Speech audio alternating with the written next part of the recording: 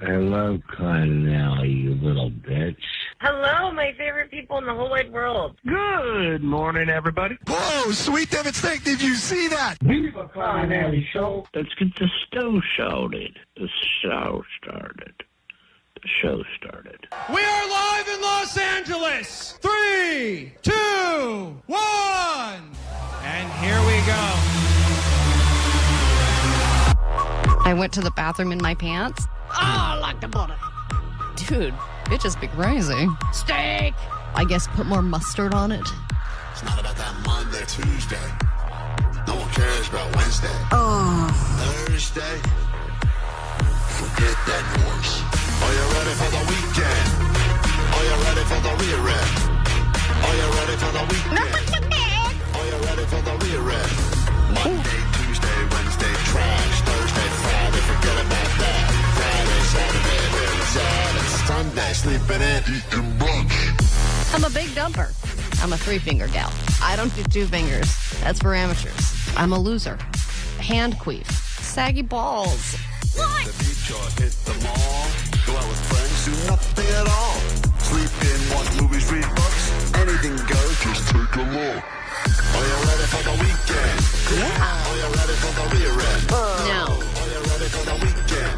Yes. Are you ready for the rear end? No. Are you ready for the weekend? Are you ready for the rear end?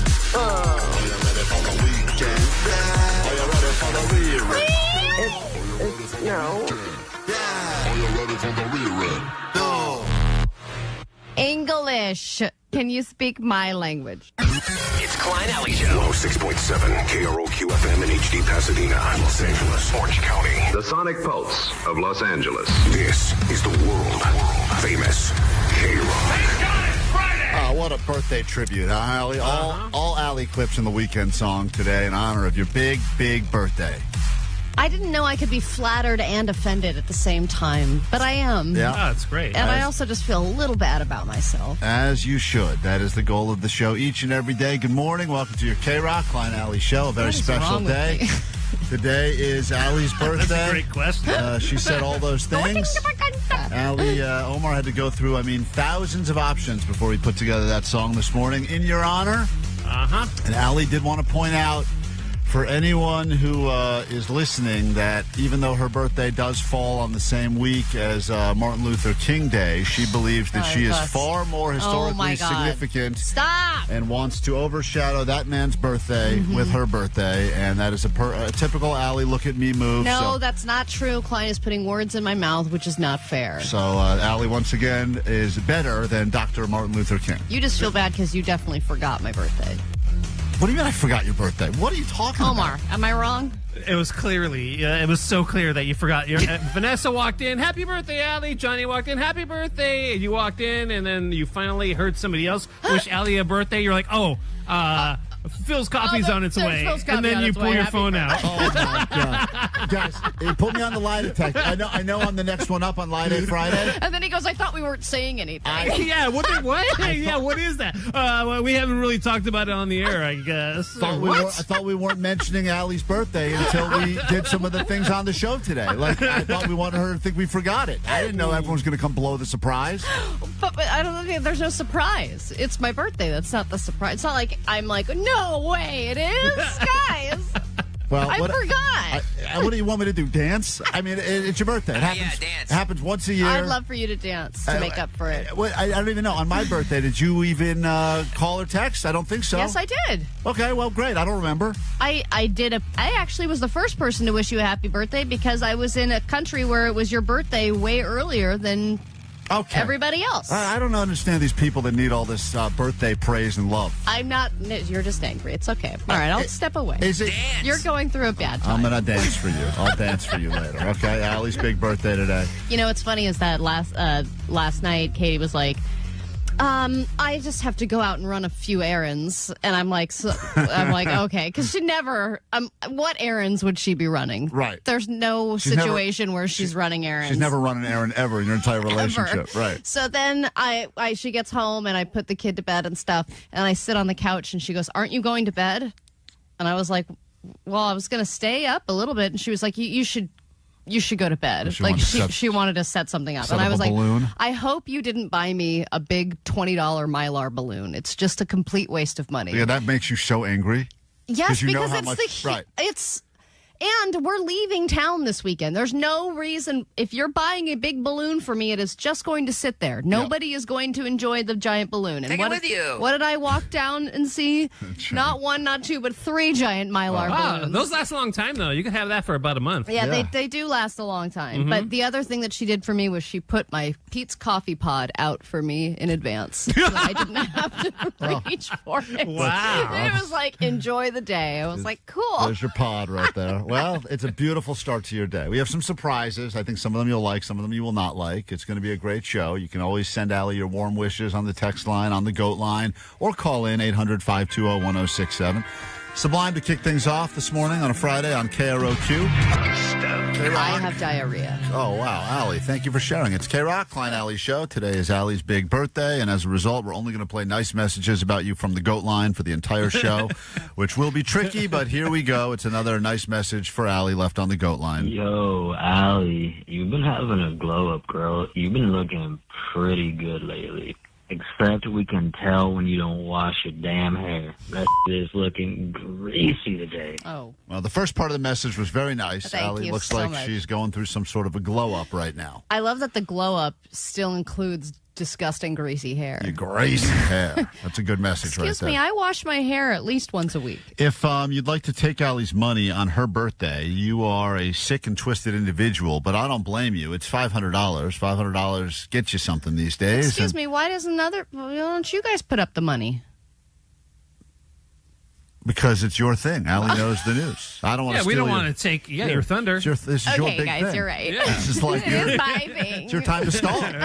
Why would we steal your... You're right. Let's keep it about me. So in that case, if you'd like a easy $500 of Allie's money on her birthday, now would be a great time to call us at 800-520-1067. Little Allie knows the news, 5 questions. And if she wins, she'll feel great about herself. If she loses, she'll be depressed.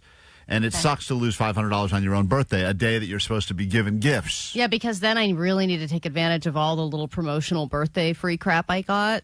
You know, all the emails that are like, you get a free espresso, you get a free quiche, you get a free this. And then I have to go around, I have to make up the $500. It takes a while. You're going to do that anyway, because I've never met anyone that takes advantage of more of those free birthday whatevers than you. And it seems like a stressful day you have planned for yourself, because sometimes you're like, I have to drive 40 miles from place to place to get my free cup of soup. Do you know how many different Starbucks I have to go to today to survive? I would imagine It's quite a bit. lot, okay? And So- you know what? I think the birthday rewards are getting worse. Oh, yeah. Ridiculous. Oh, you always Sometimes- have to sign up for the stupid apps for sure. Yeah, That's exactly. without a doubt. And they yeah. have to. Some of them are not even anything free. It's like you get 5% off, 10% off something. I'm like, what? Danny still offer the free Grand Slam, and then Red Robin gives you a free burger and fries. Well, there you go. I was at the CPK last night, and they informed me that because it was my birthday month, I was eligible to get half off a cup of split pea soup. Wait, what? Yeah, and I said, I don't want that, though. And they said, all right, well, come another day, because every day there's different options. I'll take it too. So I did not take advantage of my birthday, but that's because it's The birthday month's not month. over, Klein. I know, I can still go back. They said, come back again. Every day there's a different opportunity if it's your birthday month. Because it's a different soup I of go, the day. could there be a worse one than today? Is there anything worse than this one? And the guy's like, I don't know. Come right back, give you $500 of Allie's money. Then we will get into the complete show we have in store for you, plus tickets to go to this right here. It's the KROQ Mile High Club. Your favorite KROQ bands all across the globe. Destination 2. Mind the Gap. Wave at Big Ben. Pretend you love fish and chips. When you pack your eyeliner and passport to see My Chemical Romance in London.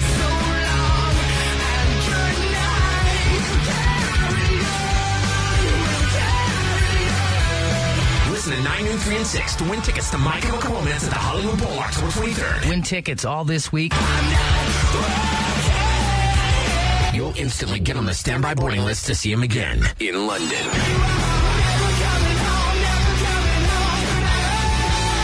Courtesy of Live Nation. My Chemical Romance and KROQ. Yeah. KROQ.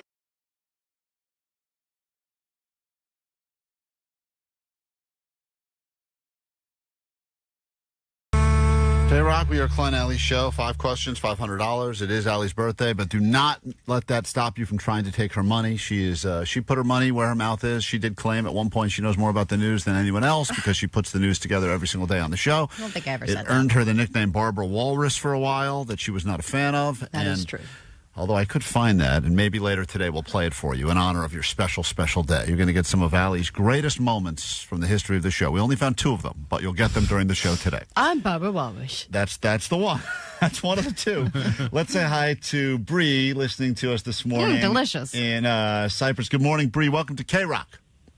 Good morning, and happy birthday, Allie. Thank you. If you beat Allie, you get $500 of her money. You'll put her in a foul mood, but that'll all turn around later, I'm sure, because she's got a big day of fun and festivities planned, I would imagine. And, no, I'm going to be in a car for 6 hours. Oh, that sounds terrible. Yeah. Well, at least you got those giant balloons.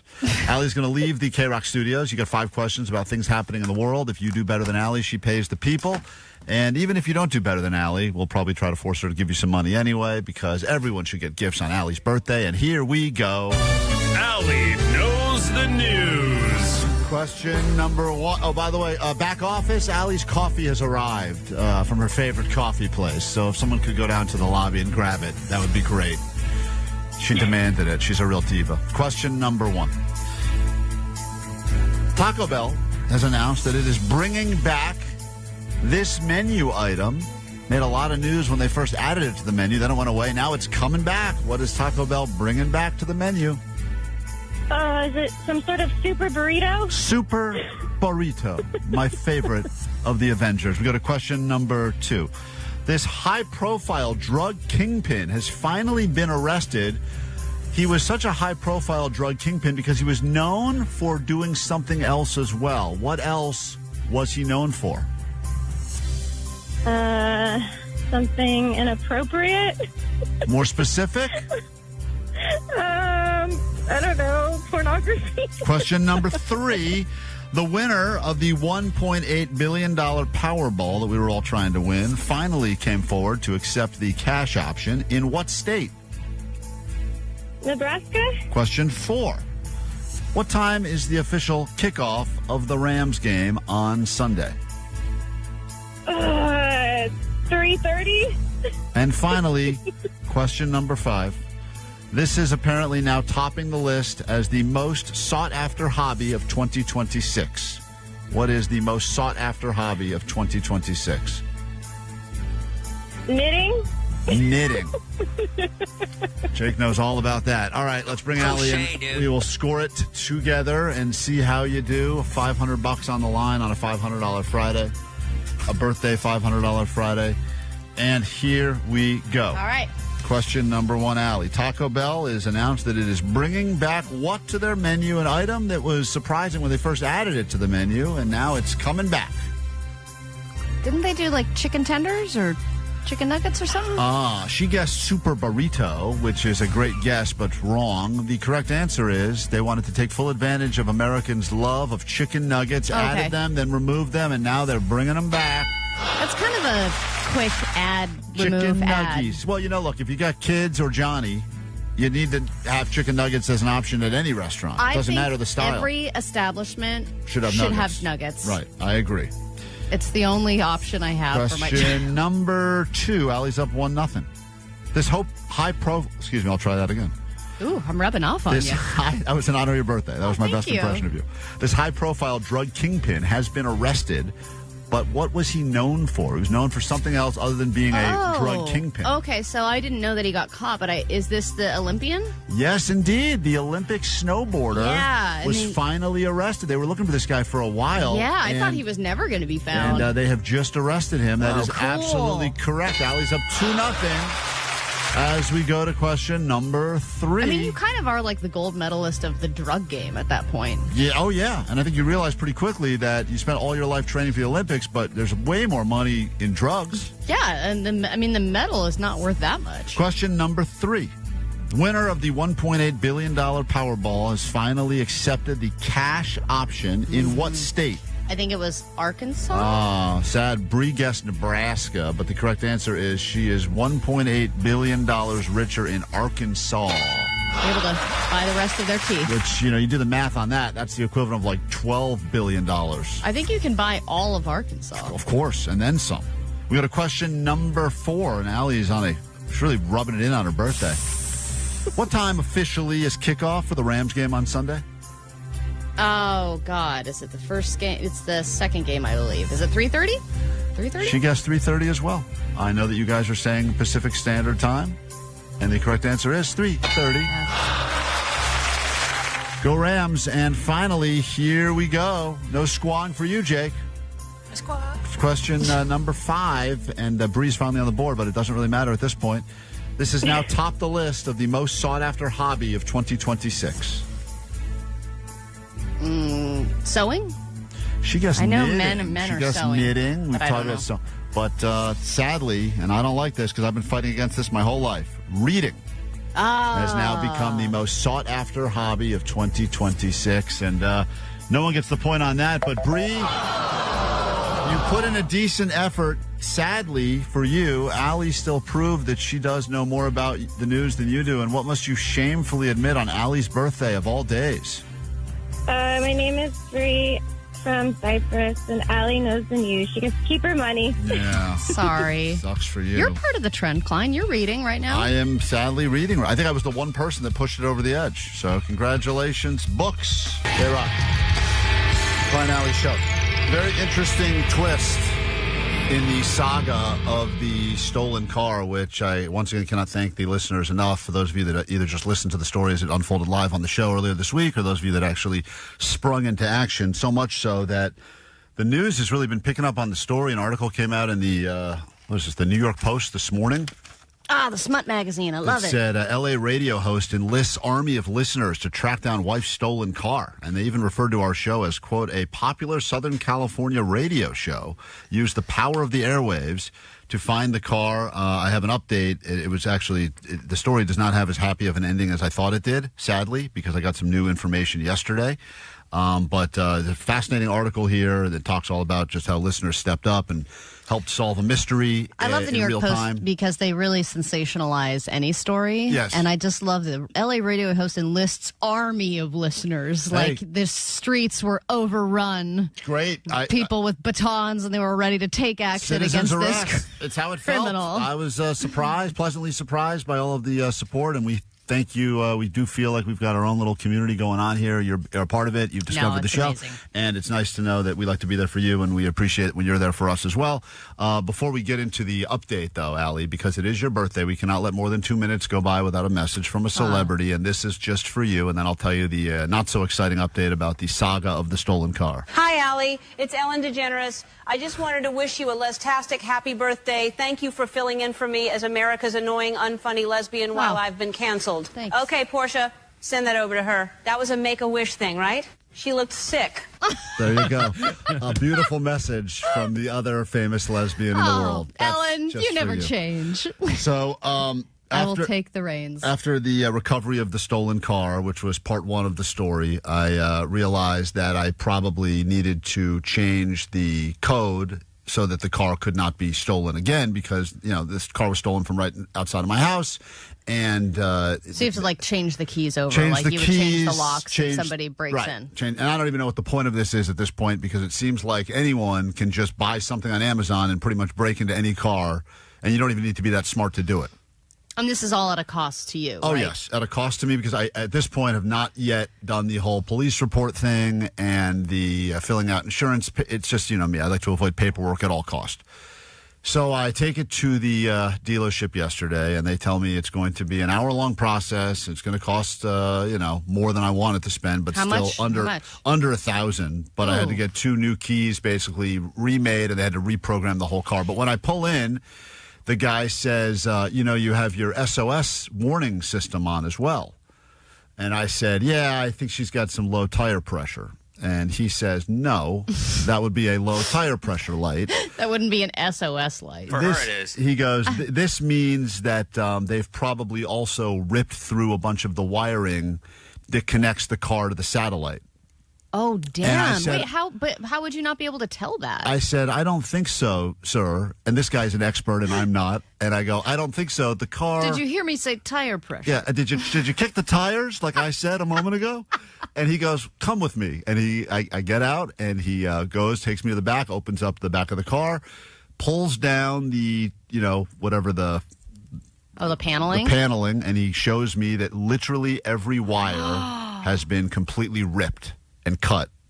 And so the crooks are stealing this vehicle, ripping everything out, and then leaving the car in location with the hopes that they disengaged everything. Yes, and the only reason that we were able to track it down at all, and he said that this is a pretty standard thing. He said this is like the third or fourth car that he's seen this week that has had a similar thing happen. If you don't get it immediately, I mean, you literally have hours to track it down, or when it tries to update again location, it can't find it. Oh, so it's like the first 48. So what they had done is they had ripped open the rooftop, cut through all the wires, ripped them out real like, caveman style, which, of course, then it goes from being this will cost a couple $100 to fix to now, this is going to be north of $5,000 to repair because we have to run all new wires.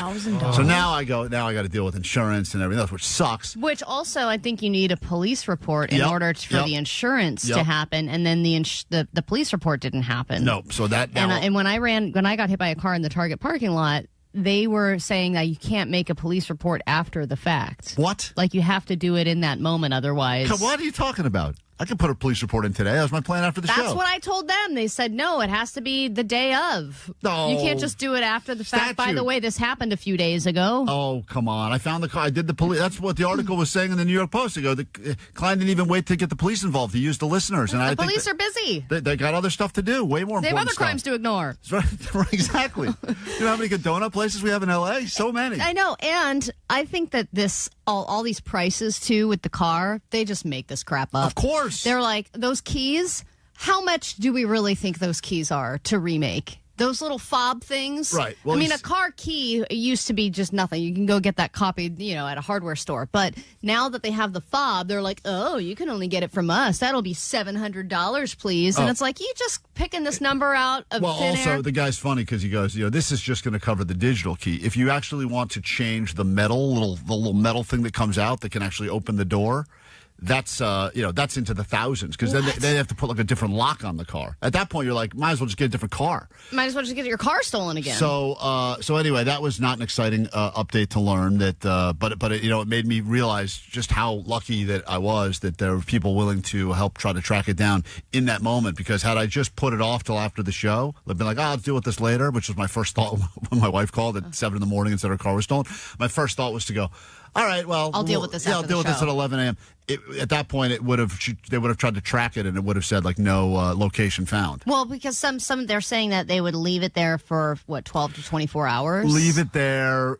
Hope that basically when someone tries to find it, they've already the cutting of the cords has already deactivated the satellite from tracking it down, and then maybe they move it, maybe they leave it somewhere, move it somewhere else, and then they finally strip it apart. But the guy was saying, all they really want to do with most cars they steal, it doesn't matter what type of car, the parts are worth more than the cars. They can make way more. They can almost make double the cost of the actual car just in ripping apart and selling all the parts. Wow, cool. So that's pretty much what they want. They want the parts. Man, I want to steal your car now. Sounds great. I know. Just grab the parts. So 310 said if your wife left the house in the morning, it's got to be either the same crew as the last year's crew or someone got a tip-off or someone is just eyeing that neighborhood.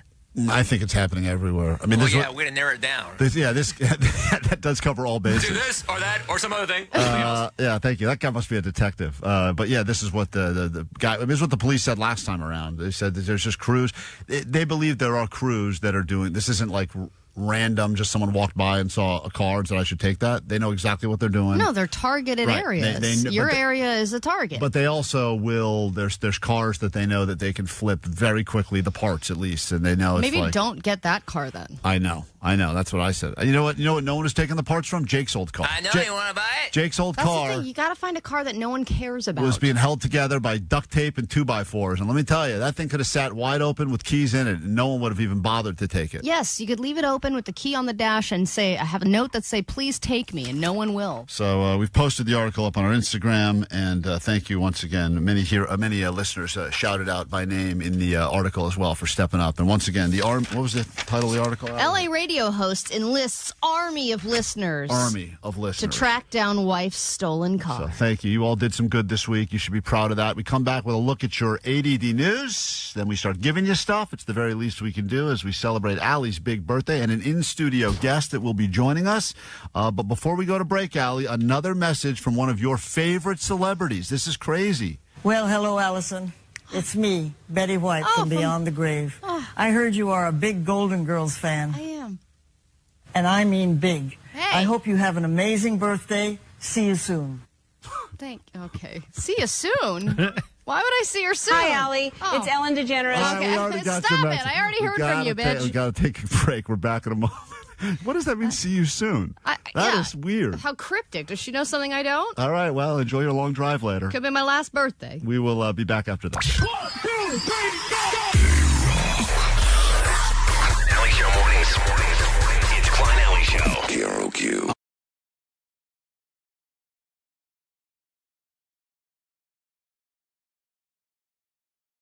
KROQ, Klein Alley Show. If you're just joining us, today's a very special day. It's Allie's big birthday, and we are celebrating all show long with some surprises, things she will like, things she may not like.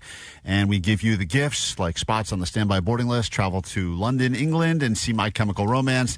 Last day to get on that standby boarding list with us, at least, 9, noon, 3, and 6 on KROQ, and then we give that trip away, I believe, on Monday morning. So if you want to win your way in, just keep on listening, plus other stuff to give you as well. Right now, though, we give you this, your news.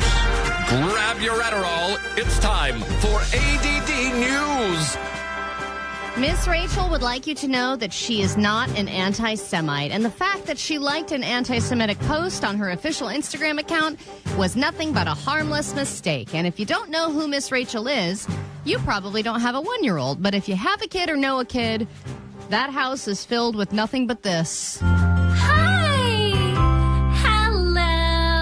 That is Miss Rachel, and she is raising America now. And she raised my child, and I'm sure she's raised millions more. And she's also made millions of dollars off of those videos that are constantly I outlawed going. her along with Blippi. They're not allowed here. Blippi is a no for me. I don't know why he makes my blood curdle, but her, I just find...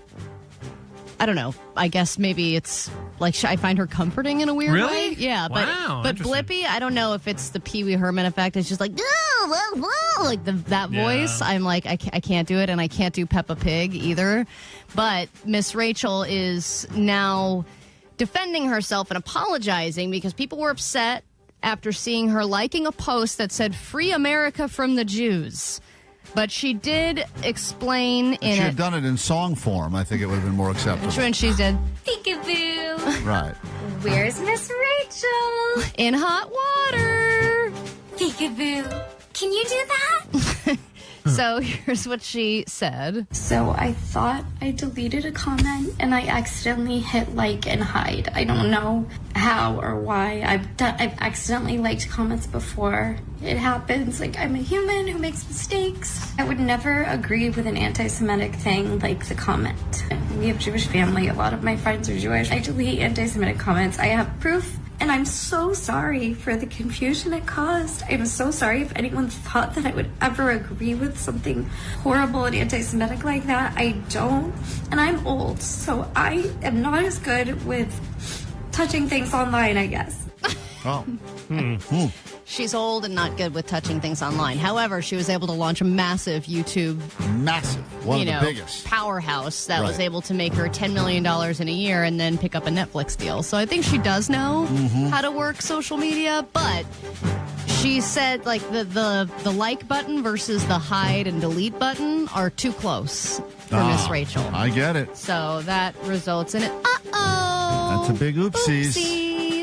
All right, in LA, it's beautiful out. I think this weekend it's supposed to be slightly chilly, which means mid to low 60s. But everywhere else, it's so cold that they're canceling school and flights.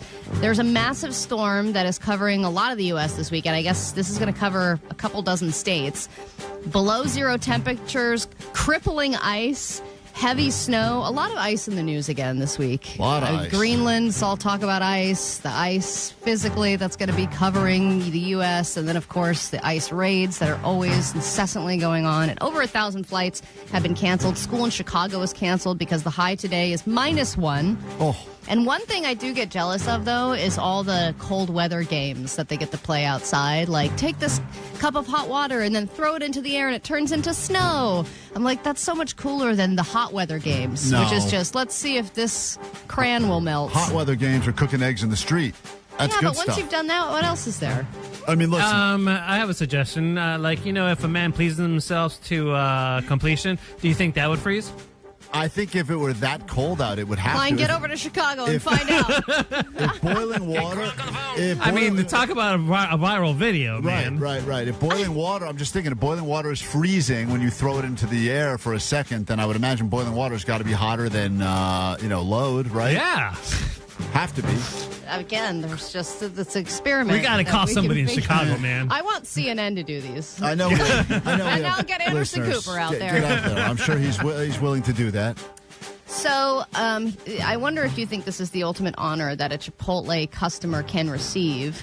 There is a Chipotle superfan by the name of Curt Cignetti. You know who he is? Because he is a very, very well-known coach in college football. Yep. He coached Indiana, led them to a national championship. And he has a tendency to treat himself to a single beer after each game, but also Chipotle. And he loves it so much that his go-to lunch order has been added to the menu officially. Oh, that's a huge honor. Getting anything that you've created, be it a sandwich or a pizza combination, or in this case, a Chipotle bowl added to the Chipotle is probably even more of an honor because their menu is so limited. They have obviously bowls, burritos, that's why meals, I think of In-N-Out. Like getting something added to the In-N-Out menu, like that's near impossible. Right. If you have a customization that you do to your In-N-Out, like I do, mustard grilled, add a bunch of pickles and everything like that. Like if they were to add that to the menu with my name, that would be the ultimate honor. Yeah, but it also has to be a good order. So because listen to this. What is his order? Bowl with brown rice, chicken, black beans, and a side of guac.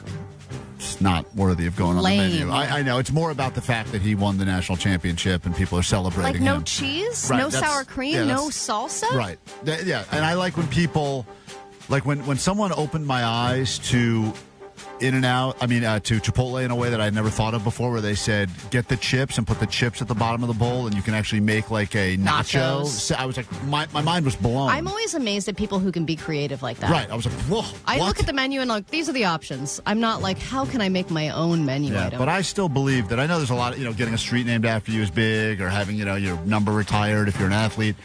I think getting a delicious food item added to a menu with your name on it, I just don't think there's anything better than that. I really do.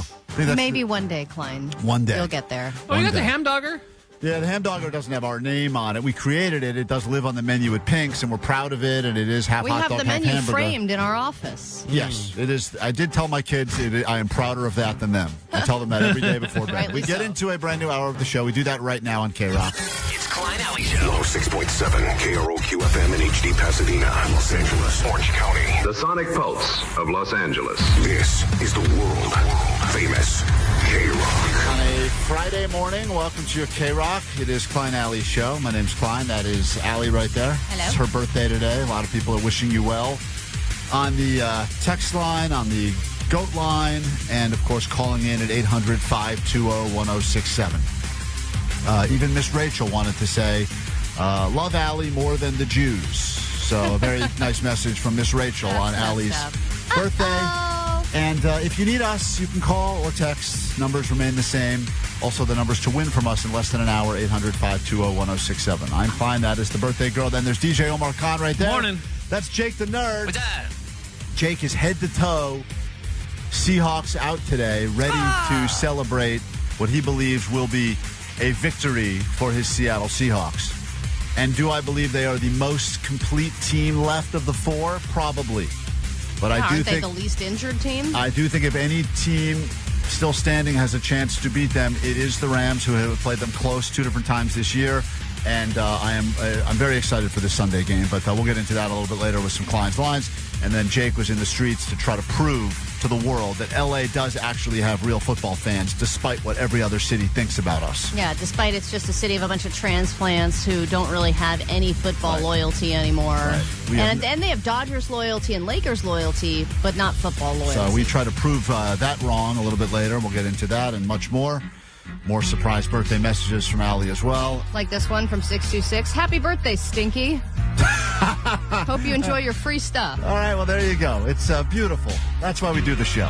Thank you. So we can feel great about ourselves. Warms my stinky ass heart. So we get to that, and we'll find out if you are annoying and if we are annoying officially, according to science, next.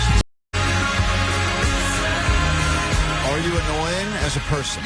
That is the question we asked today on all days.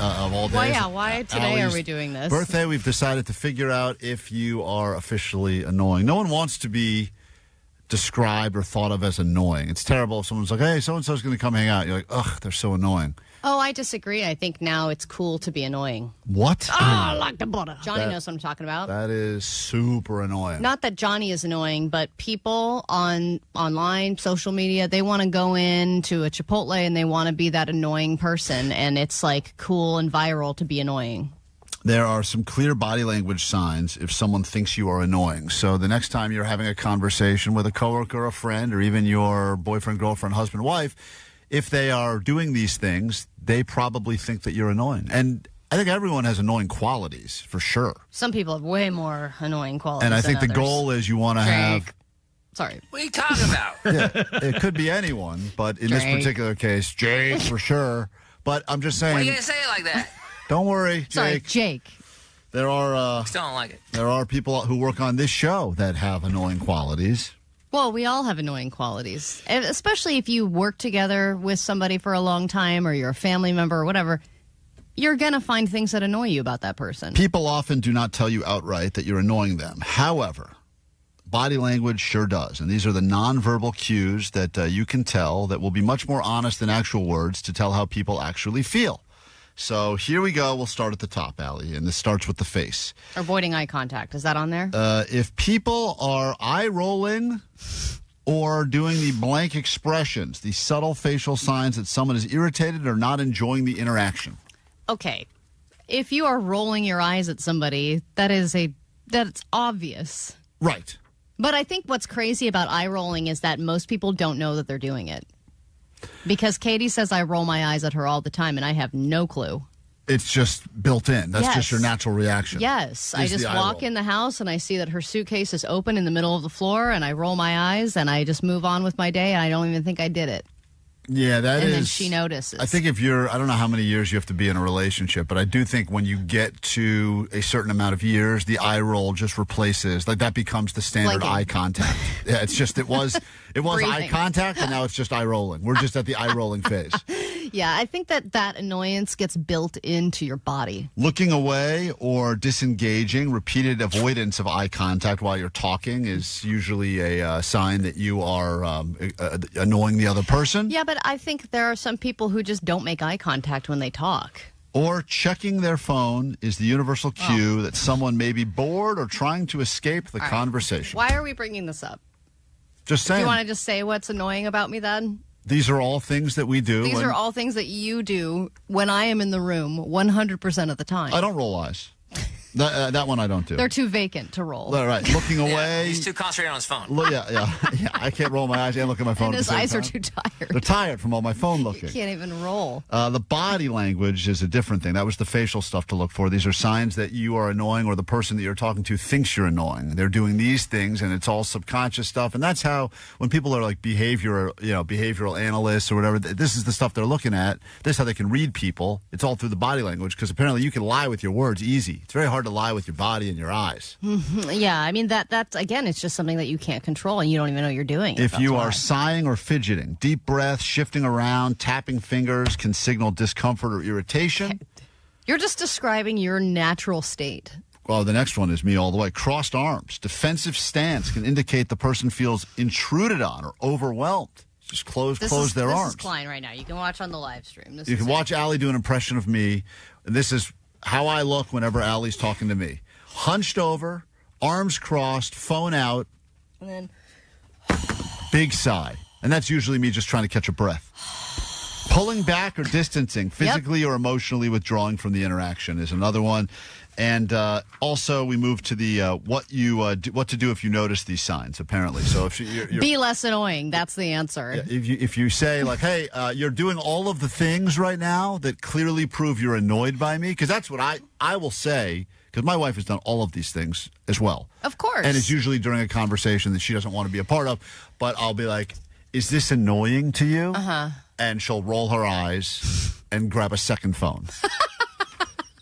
But here's what you do if you notice these signs. Pause and observe. Slowing down and being curious about reactions can help you adjust your approach. Engage more mindfully. Listen without immediately offering advice or judgment. That is something that guys do all the time. You know, women rarely, I think, want actual advice on anything. They just want, like, I don't think anyone wants advice. I think they just want to vent. Unless you say, "Hey, I need some advice specifically," or let me get your thoughts on this. And I need advice means give me the advice that I want you to give me right exactly. now. I don't want other advice. I just want the advice I want. And if you don't know what it is, you better shut the F up because you're annoying me. If you are disengaged, rolling your eyes, distracted, and avoiding me on your phone, and I know that you're annoyed by me, that's when I kick in a new accent that gets your attention. What was that at the end? And that can break you out of it. That's right. Also recognize that not everyone will vibe with your style, Allie. And sometimes it's healthier to just accept differences rather than force conformity. Never. So based on this, I feel like everyone is just annoyed by everyone at all times. Well, I think people are very particular about how they like things, and the older they get, the more they like their comforts, and anything that deviates from that comfort is annoying. So there you have it. Woo! Now you know who's annoying and who's not, and it could be anyone. Jake. But it could be anyone. Jake. Say it right. Jake. Quick break. Back in a moment. More show next. It's the KROQ Mile High Club. Your favorite KROQ bands all across the globe. Destination 2. Mind the Gap. Wave at Big Ben. Pretend you love fish and chips. When you pack your eyeliner and passport to see My Chemical Romance in London.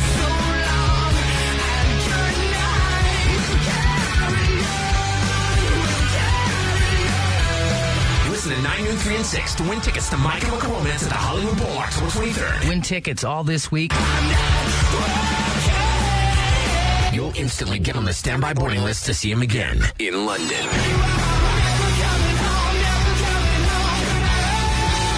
Courtesy of Live Nation. My Chemical Romance and KROQ. Yeah. KROQ.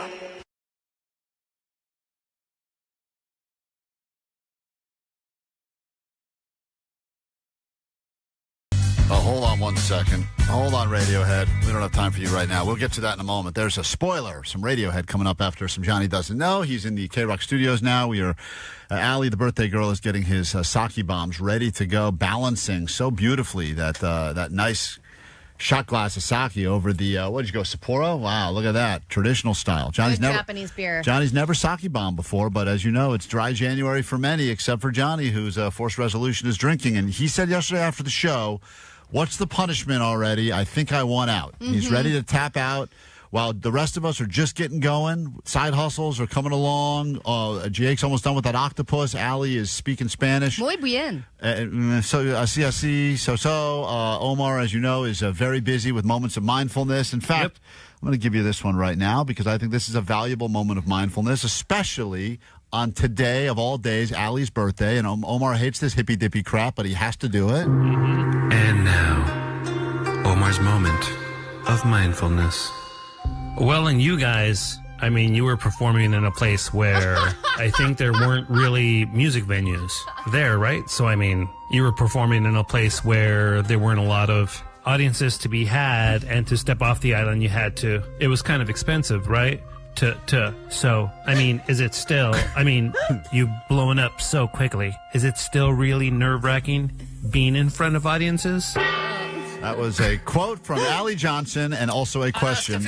A question that she one time. I was very Confucius. It definitely was confusing. Totally. And you misquoted me. It's being front of audiences. Being front of. Not being in front. That makes too much sense. That was the exact quote that Allie one time said during a live interview with the band Wet Leg, and clearly it is a moment of mindfulness. And look, it's worked. It's put us all in a good mood. And KROQ has interviewed wet leg several times since, and we have never been asked to be a part of that process. Nope. We've been, I think that's from the band's request. They've said never again, ever again. Yes. So anyway, that's Omar's forced resolution. We're all doing stuff. Vanessa's digital detoxing right now against her will. What I did was the opposite of mindfulness, by the way. That right there, yes, it was.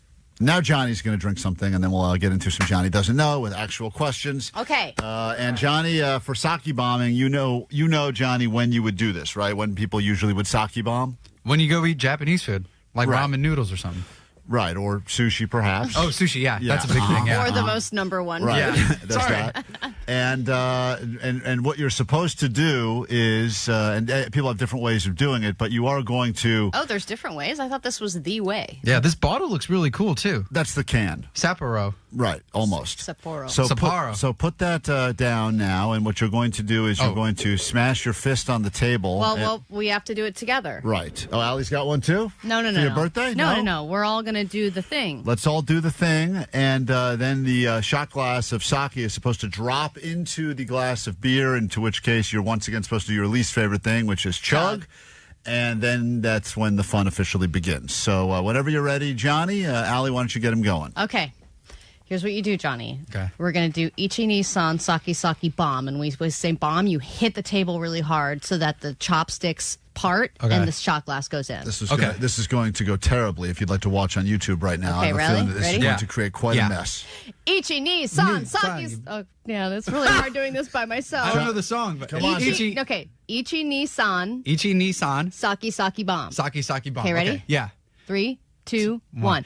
Ichi-ni-san sake bomb! There it is. Grab it, Johnny. Go. There it is. Chug-a-lug, buddy. Your first ever sake bomb. He hates that one. Damn. This doesn't taste good. Whatever noises you're making now are way more offensive than the chant. Okay, give me a question. What do you think of that, John? You like it? No, it Really? tastes like the wine at church. Oh, dude. If you're having that with a group of friends. Sake sitting there, is awesome. Oh, it's such a good time. Sake's sometimes a little This warm. is the most fun one, though. I like the little bomb and then Yeah. Donkey Kong it into the damn So much thing. drinking culture that you've never been a part of before. Forget No. about the alcohol. That's just the sweet extra bonus. It's all the drinking culture stuff you're getting in on, the tradition. I also like sake because it makes you feel like you're drinking less with the tiny little cups. Adorable. And then it's like, oh, I'm just done with this little sip. Just And then- a little sip here and then, there. God forbid you try to pour your own sake. Someone runs out of nowhere, knocks it out of your hand, goes, bad luck! Don't pour your own. Oh. Johnny's going right down to the Sapporo straight from the can. Well, I like the can. The can has me intrigued enough to actually drink this, but... All right, we got questions here, and we'll get into a little Johnny Doesn't Know. All you have to do is predict will he know or will he not know. Keep in mind, he's hammered now because he had a little sip of sake, a very little sip. It's time for Johnny Doesn't Know. Johnny doesn't know. And I was like, okay. Oh, Johnny doesn't know. I didn't know Vegas was like in Nevada for like a while. Johnny doesn't know. Johnny doesn't know. Gelato sounds like Jello. Johnny doesn't know. It like goes wiggles. All right, Johnny. It is officially championship weekend. So we have questions inspired by the 4 cities that remain in the playoff hunt. You know what those cities are. That's not one of your questions, but you will hopefully answer questions about these cities historically or geographically and see how Johnny does. And all you got to do is predict will he know or will he not know. And let me say hi to Alexandra in Huntington Beach, the first contestant. Johnny Doesn't Know. Good morning, Alexandra. Good morning. Happy birthday, Allie. Thank you. Will Johnny know the answer to this? As a political protest, what did American colonists dump into the Boston Harbor? Will Johnny know the answer to this question? It's a history question about the city of Boston. What will Johnny know what was dumped into the Boston Harbor? Yes or no? I mean, yeah, I think he's going to know that. It's pretty obvious. It is pretty obvious. We've all learned it at some point. I still don't think that means it's obvious for Johnny, but once again, all questions inspired by the cities that have teams still playing for the Super Bowl, potentially the Lombardi Trophy. Johnny, as a political protest, what did American colonists drop in the Boston Harbor? She says you will know. I remember this because my sophomore history teacher brought tea for us when we did this. So it was the Boston Tea Party, and that's I remember that. So the answer is I just said T. Okay. The Boston Tea Party. All right, Jesus. And you almost tripped him up. Yeah, dude. Hold on. Go Sonny D. No. Follow-up question? That was 1896. So they dropped T in there. You know why they dropped the T in there?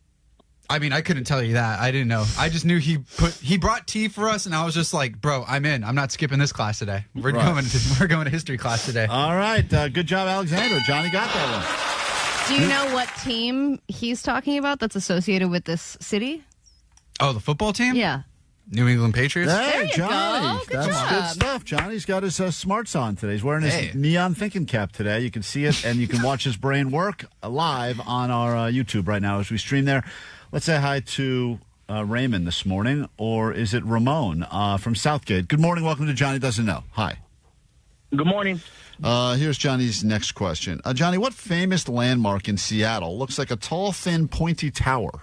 Will Johnny know the answer to this question as we are celebrating the cities that are still playing this weekend for championship weekend? Will Johnny know this, yes or no? No chance. No chance. With confidence, Johnny, what famous landmark in Seattle looks like a tall, thin, pointy tower? The Seattle Space Needle. Whoa! That neon is working for you. Damn, Johnny. It's a sake bomb, man. John, Yeah. sake's like genius juice for Johnny. Hey, let me take another sip. I don't think he's ever gotten 2 in a row right. That's unbelievable. Well, you get one against Johnny, and you were wrong.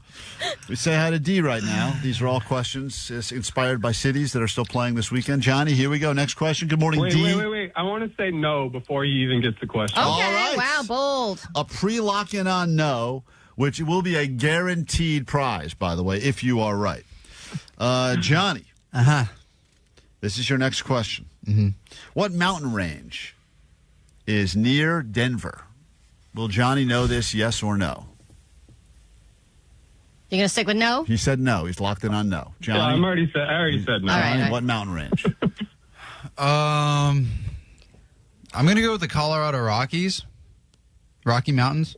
Wow. Johnny, unbelievable. This is a streak like I've never seen before. We finally cracked the code. You did. Klein. It It's was the sake. It Sake. unlocked a part of his brain that knows crap. And you know what it is? It's the chant, too. I like Nissan. Nissan, Sake. yeah. No, not Nissan. That's You not said right at all. Nissan. Ichi Nissan. I take back everything we said about Johnny getting smarter based on that. Troy in Riverside. If Johnny gets this, it's a clean sweep. It's never happened Wow. before. It would be unbelievable. Johnny talking about the cities. Sweet Dibbits, I'm sure Ali appreciates your happy birthday wishes. Johnny, what does the X stand for in LAX? A Los Angeles question now. Of course, the Rams still very much alive. Will Johnny know this, yes or no? I'm going to go with yes. All right, Johnny. What does the X stand for in LAX? Well, from my understanding, I don't think it stands for anything. I think X just means like international because the lines cross over each other in the X. So I'm going to go like Take another sip of your thinking juice. Okay. Here we go. There you go. Does that help you? It tastes like chocolate. Definitely does not taste like chocolate. Rice wine and beer would never taste like chocolate. So, Johnny, you're saying the X does not stand for anything, or it stands for international, or do you have a completely different guess altogether? I'm going to go with the international because it's like cross over each other. The X's cross over each other because I don't think X stands for anything. Los Angeles xylophone? Los Angeles. See, it doesn't make sense. Can't even think of words that start with X. No. It's impossible. Xavier? Like, it doesn't work. So I'm going to go with international. International. You're on such a roll. You were on a roll. The X actually does not stand for anything particularly at all. They had to add it when they switched the codes from 2 letters to 3 letters for all airports. So they just threw the X there. There is X doesn't really get put in much. No. So Yeah, they're like, let's give X might a as win. well use. We already have this giant X we made for the front of the airport, so let's just place it there. Yeah. So, Johnny, you did say a few things there, but I'm going Yeah. to go ahead and assume that Troy is right, and I will say that this is the most impressed and disappointed I've been at the same time with the Johnny doesn't Johnny know. got them all right. I can't believe it. Yeah. I mean, not fun because it's much more fun when he gets them wrong, but. Do you think he'll know, Ali, which major coffee company considers Seattle its home base? Oh, that I don't think he will get. You don't think so? I bet he does. Let's see if Ronnie in Newport Beach has a prediction. Ronnie, will Johnny get this, yes or no? I say yes. All right. This will be a clean sweep for Johnny. It's never happened before. It'll never happen again. Johnny? Happy birthday, Allie. Thank you. Johnny? Come on, Nissan. Nissan. The only coffee thing I could think of is just Starbucks. Oh, he's a but that's it. Wow. Are you really? Wow. Yes. Wow. Baby. Johnny is a genius. Happy birthday, Alice. Thank you. It's unbelievable. Johnny's doing genius juice bombs. My pickle. Saki has made him smarter, apparently. It's never happened before. It'll probably never happen again. Unbelievable. Vanessa, pick one of these people up and give them a damn prize. Thank you, Radiohead. We were just talking about the teams that are playing this weekend. The Rams, one of those teams that is playing, and you would think, because we all live in Los Angeles, that like the fan bases in every other city, we would just be going completely nuts right now. Where if you go to New England today or Seattle or even Denver, you would see probably one out of every one person. They're all already doing keg stands. Wearing team stuff and excited and perhaps taking days off of work today or Monday. That's just what happens for most cities when your team makes it this far into the season. Yeah, and the culture is built in through generations, passed down from family to family, and it's not the case here. Yeah, in L.A., and an article came out recently that said L.A. has one of the worst, if not the worst, fan bases for football. And the argument has always been L.A., we've got so much stuff going on, and when you have enough great teams here, some of these cities is all they have. They have one football team and a mediocre baseball team 2 towns over, and it's like all they have. It's their big pride, so that's all they can get excited about. And in L.A., there's obviously tons of teams, multiple basketball teams, multiple baseball teams, multiple football teams. But so in some ways, it does get watered down, but still, you would think that there would be and there is a passionate Rams fan base, but it's just not comparative to how many people are in the city. Well, and I think also there is more passion for college football teams here. Like I think USC and UCLA people are much more passionate than Rams fans. But I think also like just because the Chargers are here now versus San Diego, like they're kind of transplant teams as well. Yes. So Jake hit the streets to try to prove the rest of the world wrong and prove that we do actually have real deal Rams fans in the streets of Los Angeles. What's your name? My name's Ryan. Ryan from where? From the Valley. Have you lived in the Valley your whole life? Yeah. Okay, so this guy has spent his entire life. This is not one of those transplant stories where the guy's like a Packers fan because he grew up in Wisconsin. Not the case. How do you feel about the Rams season this year? The what? The Rams. The Rams? Oh, sorry. I don't follow sports. Oh, he's laughing at you. Laughing at Jake. He didn't even know the question. The what? What do you think they should do differently next year? I don't know. If they haven't been winning, I guess ram the opposition a little bit harder. Sure.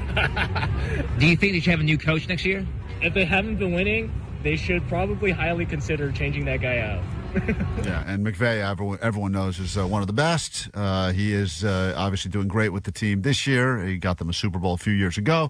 But this guy doesn't care or know. And how you feel about them moving back to St. Louis? That's cool. Like, going back to their roots. If not, I don't know why you're there. And you've lived in that Valley your whole life? Yeah, I've been in the Valley my whole life. What city? Northridge area. So you think if they win the Super Bowl and they get off the plane, it's just another plane debarking. You'll get your look, I was at the Rams Super Bowl parade when they actually won, and there were thousands of people there. But also people want an excuse to drink and miss work and everything else. So I get it. I'm not saying there aren't actual Rams fans here, but I understand why it does not dominate the city the way it does in some of these other football cities. Well, what's your name? Lucas. Lucas from where? Burbank. Lucas, have you lived in SoCal your whole life? Yeah. Lucas, how do you feel about the Rams season this year? I know nothing about it. I know nothing. I know nothing about it at all. I mean, that's also talking to stereotypically men who would care about football and sports. It's the most watched sport. It is in America, but apparently not here. I know nothing about it. Well, there's talk about them moving back to St. Louis. How do you feel about that? The Rams are a sports team, right? Oh, man. Okay. Oh, boy. That's not good. I think my 3-year-old knows more. I think Jake was actually talking to people at a sports bar, too. That's the part that's even crazier. Like, if anyone should know anything, it should be these people. You're probably not the right person to talk to about that. Do you think they should fire their coach? No. And you lived in SoCal your whole life? Yeah. There you have it. Wow, That's another. unbelievable. So, sadly proving the point now that so many other cities like to mock our fan base. You know, they say Seattle has the greatest football fans ever, so much so that their fans have their own nickname. Their fans create earthquakes in the stadium. Their fans raise the set records for noise levels. Decibel, people go that crap. That right there. No one's swanning around these streets. No. And if they win and they go to the Super Bowl and you go, you'll be the only one. That's that right. cares about the team. The only person there. Hey, Claudia on KROQ. Good morning. Good morning. Hi. What can we do for you? I just wanted to wish Allie a very, very happy birthday. Well, thank you very much. I also got a request to do a German accent on the text line, so I'll do that as well. We're not allowed to mock Allie today for all of the annoying things she does, but yes. Thank you, Claudia. A lot of messages coming through to support Allie on her big birthday. We have to take a break. When we return, the moment you've been waiting for. Your spot on a standby boarding list to go see My Chem in London, England. Consider it Allie's birthday gift to you. That's coming up. Hold up. KROQ. The Klein Alley Show. KROQ. 106.7 FM. Klein Alley Show.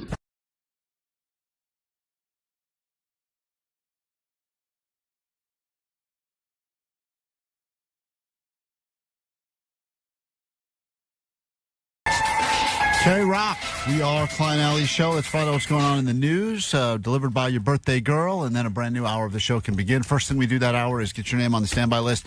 It's our last chance to get your name on the list before we call someone on Monday and give away this trip. So you can go to London, England, and see My Chemical Romance, plus tickets to see them right here at the Hollywood Bowl. You will win that trip on Monday. You have to get your name on the standby list first, plus tickets to their show. And you have 4 more chances today at 9, noon, 3, and 6, including just after this news.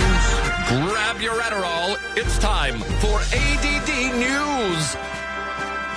Some neighborhoods have a coyote problem, some have a crime problem, or a mosquito problem, but this town that I'm about to tell you about, they've got a whore problem.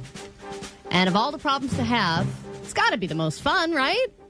A whore problem? Yes. Listen along, and we'll find out together exactly what's going on in Larchmont. The neighborhood's so fed up with prostitution problems that they have signs posted outside of homes warning people that they're being watched on surveillance camera. These people are brazen. They've had sex right here on this bench in front of my house. They've had sex on the pathway that leads up to my house. The Johns are responsible and the pimps are responsible. They throw their condoms and the tissue paper that's been used in the wrappers out on the street. Clearly the signs aren't working. Condom wrapper right here. So me and my neighbors... It's a sign. Don't leave your condom wrapper in the street. Oh, Who's reading man. a sign if you're good at your whoring? are obligated to clean up semen and condoms and... It's disgusting. It's disgusting. So I guess now we know where Klein is moving to next. Larchmont. Bring me a hoe, too, and your tickets are yours. Is that Larchmont, you said? Yeah. Like by Larchmont Village?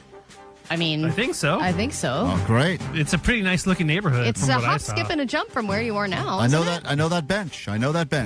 Very well. But I think that this area would be kind of a nice change of pace for you, right? I mean, wouldn't you like to be in a city known for its sex than its crime? It's interesting. When I used to live right off Sunset, they had these signs that basically said no left turns onto the residential streets, and the signs were put there to specifically stop all the whoring that was happening. Because apparently, back in the day... Man, didn't stop you. You had to move there? I moved right there. I said, I want to be I'll on move this. there so I don't have to be told not to make a left-hand turn. They said they had to put the signs there because what was happening is people were picking up the whores on Sunset, and then they were turning off onto the residential streets. And that's the first place you're going to find to find a dark alley. Right, so they said, we got to cut this out ASAP, and they think that someone that's okay with prostitution is going to be like, I got to follow that no left turn sign. But what if there was just a designated area? Like, it's happening anyway. Right. So why not create a Whoresville? And it's just happening there, and we all know that the whoring goes on in Whoresville. Yeah, it's kind of like the Vegas. Well, it's like the Bunny Ranch, right? Yeah. Right, they have this is just a place. Or is the excitement of it doing it in a place where you're not supposed to? Side hustle, add it to my side hustle list. Yep. Create Whoresville? Move over pallet of stuff I just got from Amazon. It's time for Whoresville. Any whores out there, please call right now. Coming soon. Klein's looking. You'd make a great pimp. don't thank you, but I don't want to be that. I think you would. You would treat them with love and respect. I would be too kind. Yeah, I you would. And they would probably just rip you off. They wouldn't respect him. I wouldn't be respect. They would slap me. I'd be like, wait a minute, what's going on here? I'm the pimp. You took my coat. All right, the biggest Powerball winner ever lives right here in L.A., but the second biggest Powerball winner lives in the great state of Arkansas. They won $1.88 billion on Christmas Eve, and I cannot imagine that feeling the night before Christmas. Maybe if you live in Arkansas, you don't have a lot of money, you're like, oh man, I really crapped out on Christmas this year. I wasn't able to get my family what I wanted to get them. And then you check those Powerball numbers and you are the winner, and you go to sleep knowing that you have not millions, but billions of dollars. Of course, they have come forward. They took the lump sum, so they're getting, close to $900 million. But still, at that point, is the first thing you do to get the hell out of Arkansas, or do you stay and be the king, the king of Arkansas? Look, if they're happy there and they got friends there and family there, maybe you move everybody, man. Yeah, I mean, I would think you move everyone. I don't think anyone's really happy in Arkansas. But I think they're just there because it's cheap. Look, I had a buddy that lived here. His wife was from Arkansas. They recently, like in the last 2 years, moved to Arkansas. I have a friend who recently moved there, too. And he is always convincing me, hey, I know what you're thinking because it's the same thing I thought, and it's pretty great. And I'm like, yeah, but you have to tell yourself that at this point. Well, and you're in a new relationship with a next, you're outside of California, so you feel like, oh my God, everything's so great. The taxes and the prices. Oh no, my sake bomb. Allie's just spilled. Oh, put it. You gotta chug it now. Chug it. Allie just accidentally knocked her sake bomb into her cup. Now she's chugging. There's the birthday girl. Down the hatch it goes. Hey, there you go. Well done. Anyway, I think that in Arkansas... And now Allie's going to judge people from Arkansas. I'll do my accent if you want. I believe it. All right, let's talk about fighting. Oh, I guess we're not going to talk about anything. You can talk about it quickly. More than 700 artists, writers, creators, and actors have come forward and said, we are done with AI, and we want AI to stop impersonating us. This is a big open letter to AI saying stop, and it's led by Scarlett Johansson and Cate Blanchett, who are the most AI'd people ever, especially Scarlett Johansson. That's got to be a huge honor if AI is deciding you're the person they want to mimic most. Hey, how would you like to go to London? See My Chemical Romance. Caller 20 right now. 800-520-1067. Let's go. It's Klein Alley Show. 106.7 KROQ FM in HD Pasadena, Los Angeles, Orange County. The Sonic Pulse of Los Angeles. This is the world famous K-Rock. Not just any Friday. Allie's birthday Friday. Text line. A lot of messages coming through. I just wanted to say shout out to Allie for not only coming in on her birthday, but coming in on a Friday. Something Klein rarely does. Oh, come on. That's a cheap shot. That's a cheap shot, and it's only accurate maybe twice a month. It's been accurate maybe twice in 20 years of doing radio. Let me say hi to caller 20. Give you some good news right now. If you'd like to take a little trip to London on our dime and see My Chemical Romance. That is the grand prize. The consolation prize still pretty sweet. Even if you don't make it off the standby boarding list, you still will get to see them at the Hollywood Bowl in October. Good morning, Anna. Hi, good morning. You are the 20th caller at this exact moment.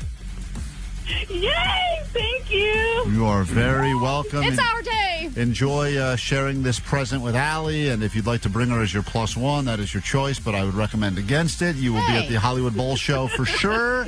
And we will hopefully call you back on Monday, give you the great news that you'll be traveling to London to see them again, all right? Hopefully. Thank you so much. That's all part of K-Rock's Mile High Club. More chances to win again at noon, 3 and 6 today. And then I guess on Monday we give that trip away and probably tell you maybe who you'll be seeing next and where you'll be going. So get your passport covered in stamps with memories that will last a lifetime. This hour on the show, we have one of Allie's birthday surprises ready. This is something that only you would probably care about, Allie. I don't think any of us cared about this at all, but we thought maybe you would think this was cool. How many of these birthday surprises were put together in the last 4 minutes? Most of them. All of them, actually. All of them. So we have a guy that will be coming into the studio this hour.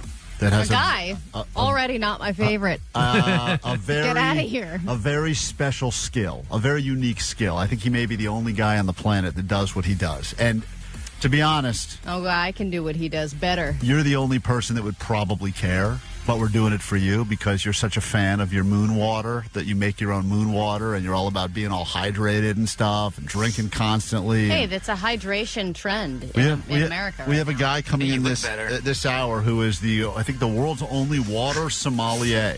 This is what the guy does. He doesn't waste your time with wine or expensive stuff. He's got a whole curated water menu, and he's bringing in some of the finest waters on the planet, and we're going to let him give a real taste and a real review of Allie's moon water, the stupid water she makes every time there's a full moon. How is this a present to me?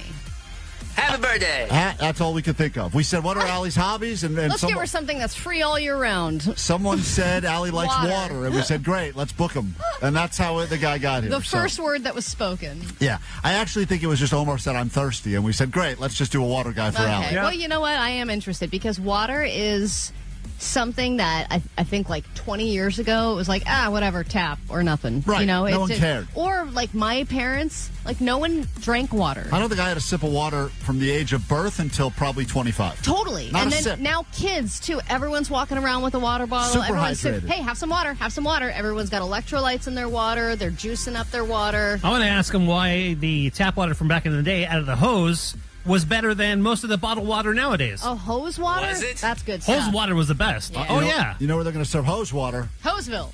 Horseville. That's where they're going to serve. It's going to be our official beverage of choice. So anyway, that to get to and much more this hour on KROQ. Happy Friday. KROQ Klein Alley Show. It's not a whole show dedicated to Allie, but today is her birthday, which is why we've gotten quite a few messages on the GOAT line and people that would like to, You don't need to keep doing it. It's okay. No, I just want you to hear some I know of you're these. getting annoyed. It's a lot, but I know you enjoy it, so whatever. What the hell? I mean, we can go ahead and call this show a wash, I guess. I mean, we already did some good this week, and not saving any best ofs for today. No. This is going to be a deleted show, but for right now, it's fun, and there are nice messages. What's up, guys? I love your show so much. Just wanted to chime in and just let you know, just remind all of you that you guys are the best morning show out there, and proof because other morning shows are still stealing your guys' ideas. Yeah, we do get a lot of this, a lot of tip-offs. What was stolen this time? I actually have not even heard the whole message yet. But now they have their own little Johnny Doesn't Know segment with whoever. So, yeah, it's, you'll hear stuff here, and then it's weird because some people, that were listening to other shows that were on long before us found us, and then they're like, wait a minute, and then, you kind of realize it's almost like an M. Night Shyamalan twist. You're like, wait a minute. This is a less interesting version of something we did. Right. Well, I didn't realize this originated elsewhere and then was lifted and stolen. Yeah, we're used to that, and we get it, and imitation's the highest form of flattery. But you know what they don't have? They don't have birthday messages from some of the biggest names on the planet, and this is in honor of Allie. We found some of your favorite celebrities, and we spent a lot of money on Cameo to make sure that they would wish you the happiest of birthdays. Hey, Allie, it's LeBron James. Oh. Happy birthday from a goat to a walrus. Hey. I'm not going to patronize you by saying you're the LeBron of the Klein Alley Show, but because it's your special day, you can be the Bronny, just as a treat. So you are the Bronny of the Klein Alley Show. I know you're a huge fan of LeBron, Elon Musk. You talk about him all the time. You're a Tesla driver. No. You are such a fangirl of all things my God. Elon all Musk. These things are inaccurate. This is Hey, Allie. It's your favorite mentally unstable billionaire, Elon Musk. Okay. Thank you for being a Tesla owner. Save a piece of birthday cake for me. Peace as in P-E-A-C-E. Get it? That's a spelling joke. Damn it. Okay, that was funny. Jake wrote me that joke and told me it would kill. All right, well, don't listen to Jake. It's terrible advice. Of course, this is going to be more. You're going to be more impressed. Your wife will be jealous, super jealous, that we were able to get a global superstar like the Taylor Swift. She's very busy, but she wanted to wish you love. Hi, Allie. It's your girl, Taylor Swift. I heard your wife is a Swiftie, and it wouldn't be your birthday without making it about her. Katie, I hope you have a great day, and thanks for all the money. There you go. That's a message for your wife, and then, of course, the best for last. This, I think, is to get a message from this person, the most important, powerful person on the planet, and someone that you have been a huge supporter of for a very long time, is really, it just shows how much you mean to people, because this is a guy that's very busy. He's got a lot on his plate, and he took the time to record this for you, and it's just beautiful. Did someone say mentally unstable billionaire? It's me, President Donald Trump. Even though we have our differences, I wanted to be the bigger person and wish you a happy birthday. And trust me, it's hard for anyone to be a bigger person than Allie Johnson. great big Allison Johnson. Okay, yeah, That's what people are saying. Nobody's bigger. Nobody's gayer. All right, there you have it. A beautiful tribute. No, Just nobody is gay. Some of the many celebrities. I'm glad a few more names have been added to that list of 700 people who are going against AI in an open letter. When we get back. I love Trump, ba-da-ba-da-ba. Yeah, that's right. And he loves you too, Allie. That's the jingle I wrote. That's right. That's what put him over the edge. It was that memorable jingle. And Allie, once again, what did Allie say, Omar? There it is. I love Trump, ba-da-ba-da-ba. That's what people are saying. Nobody's bigger. Nobody's gayer. That's right. So happy birthday to Allie Johnson, Thank you. the big birthday girl. Starting to think that this is working against me. When we get back, something that none of us wanted, but we thought you'd enjoy it. A Water Sommelier will Something be entering. else you hate.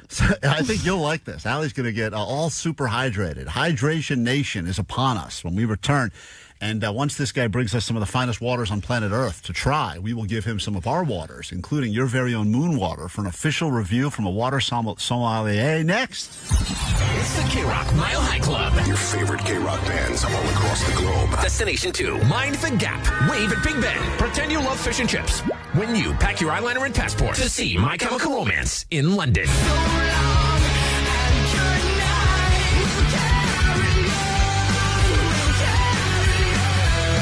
Listen at 9, noon, 3, and 6 to win tickets to My Chemical Romance at the Hollywood Bowl October 23rd. Win tickets all this week. You'll instantly get on the standby boarding list to see him again in London.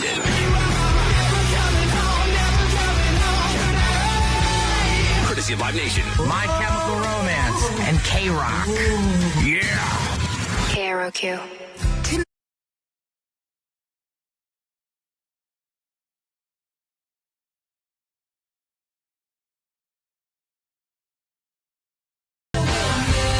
Klein Alley Show. One of Allie's birthday surprises has officially entered the studio. I believe he is the world's only, or at least the world's best known, water sommelier. Martin Riese, it's interesting to have you in here for a few reasons. One of them, I think, is the fact that a lot of people are doing dry January now. They're not drinking booze. They're focusing more on hydration.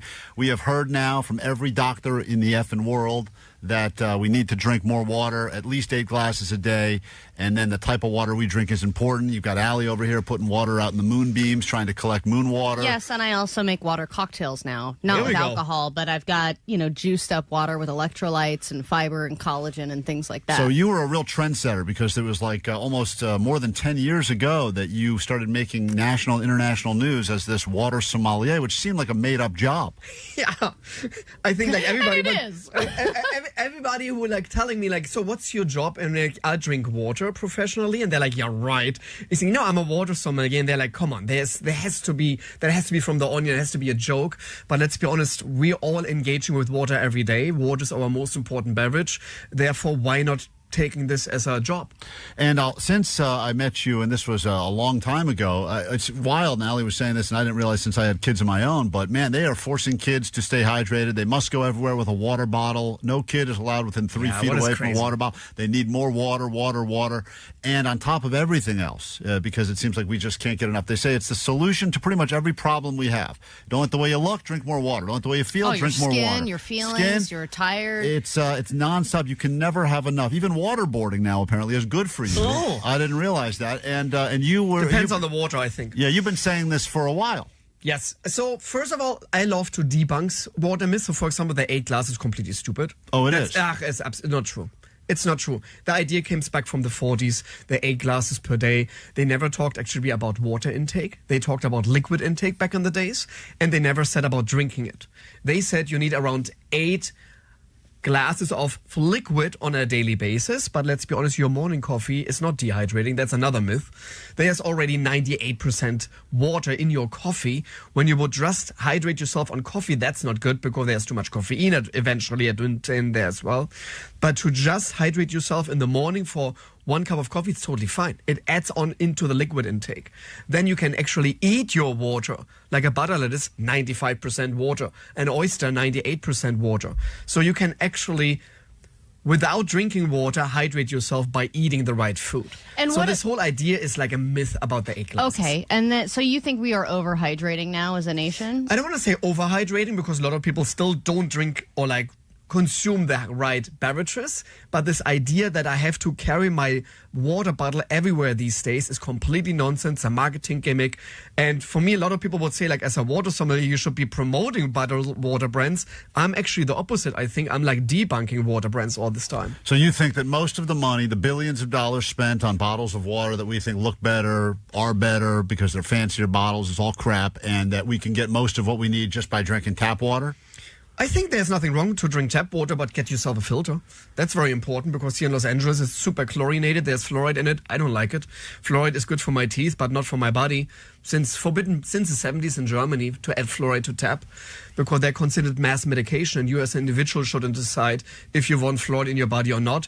Therefore, we invented toothpaste where we have fluoride in it. So that is a great source of fluoride. So I don't need to drink that. Okay, but if I'm at a restaurant and they say tap, still, or sparkling. Well, they never say tap. They always say, this is the move they pull still at the or restaurant. sparkling, and then I say, take those, both of them, and throw them in the garbage. Take those offers and throw them out and bring me the free. Like the free water, which is the tap water. So I'm making a mistake by ordering the free tap? No, I don't want to say you're making a mistake. Hopefully every restaurant these days should have a filter system built in because I think that's very important. I would never drink unfiltered tap water in this country.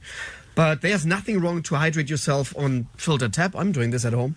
Yeah, and a lot of people that are making resolutions this year, some of them involve being more hydrated, drinking more water. I mean, Omar, trendsetter there as well. Guy from the day I met Omar Khan was walking around with a giant gasoline jug full of water. His goal every day was to drink like 11 gallons of water. And Martin, you have brought with you, and people can see this on YouTube right now as we're streaming live, a bunch of different types. And some of these I would imagine are very expensive and very rare. These are not brands I've seen at Trader Joe's, that's for sure. Yeah, no. And then in a moment, you are going to give the official water review of the water that we are served at KROQ to see how bad it is. And Allie will allow you to try her very limited stock of moon water. Oh my God, I'm getting excited. Well, yeah, because water can be charged with things from the moon. Do you believe in that? I'm sure you know this Martin, as a water sommelier. Be honest. Is that crap? Because we make fun of Allie for this all the time. Let's be honest. It's her birthday. I told you already I love to debunk stuff, and I'm happy to debunk that as well. Okay, well, yeah. Okay, why don't you debunk it after you've tried it? Because it's different, and you can charge your plants with it, too. Your plants will grow faster if you put the moon water in the plant. Absolutely. All right. There's companies out there who's selling actually moon water for a very high price. Yeah, see, there you go. What's a bottle of moon water cost from like a company? It's like in Germany, bottled water is very, very cheap. You can buy a bottle of water from a spring source in a glass bottle for 14 cents. Mm-hmm. Cool. But moon water costs you around 3 or 4 euros. So you can already see how more expensive that is versus regular spring water. Because it was charged by the moonbeams. Yeah, it's like, let's be honest. Why is sometimes bottled water way more expensive? Because the production is way more expensive and we're charging water or like exposing water to the moon, or they're like just, for example, bottling by moon that water. Obviously, it's more expensive than to just bottle all the time. Therefore, the price is more expensive. A lot of people on the text line are wondering if you've ever drank the tap water in Mexico. No, I haven't been to Mexico yet. Oh. I know, I live so close. Yeah, it's so you gotta strange. do it. You gotta do it. I just came back from Peru, actually, and I brought a bottle from Peru because I thought it's a very cool water from Peru. I was just there. Just for a personal question, when the fridge light in my fridge says that I need to replace the water filter. Right, that's BS, That was right? 3 years ago, and Allie has not done that. Oh, my God. So, you know what a filter is? It's pretty much a sponge. So you're putting all this water into your sponge, all the bacteria is staying into the sponge, and at one point the sponge is filled up. We all know this, that in your kitchen, like every week at least, you should change out your sponge, and that is a problem with these Once a filters week as you're well. supposed to change your sponge? Oh, God. Please, Yikes. no, they're Once a year. they have more bacteria than your toilet, let's be honest. Therefore, you should not wait until your red signal comes up and says like alarm, alarm, alarm, because now you're actually drinking contaminated water. Well, it builds up immunity, right? Two more Fun. myths, true or Have fun. false. A lot of people say if you're trying to lose weight, you start the day with a giant glass of cold water. It's the first thing you should have when you wake up in the morning. One giant glass of cold water will speed up your metabolism and everything else. True or false, Mr. Water? It's true because you're filling up your stomach, and some people eating all the time food because they don't drink enough water. Therefore, yes, your body signalizes you, I need liquid. And when I don't get it from water, I will want it from food, and therefore you are hungry. So your stomach is a little bit filled up, and you won't be that hungry anymore. So yes, it's true. And we also have heard a lot of stories lately about the fact that we are drinking actually our own urine. If you think about the way that the water filtration happens, that at some point, in a lot of places, you're nodding your head, which is concerning. That this is the reality of the situation, right? Is Yes. that we are. So it doesn't matter how beautiful your water looks like, and all these waters I brought as well from around the world. Oh, God. There's one water. Continue. No, there's one water molecule. It's a Have you ever scientific had fact. urine from Peru? No. You're about to. No, there's a scientific fact that at least one water molecule in every bottled water used to be in a dinosaur. So that means Whoa, yes. a dinosaur? So that means yes, we're absolutely right.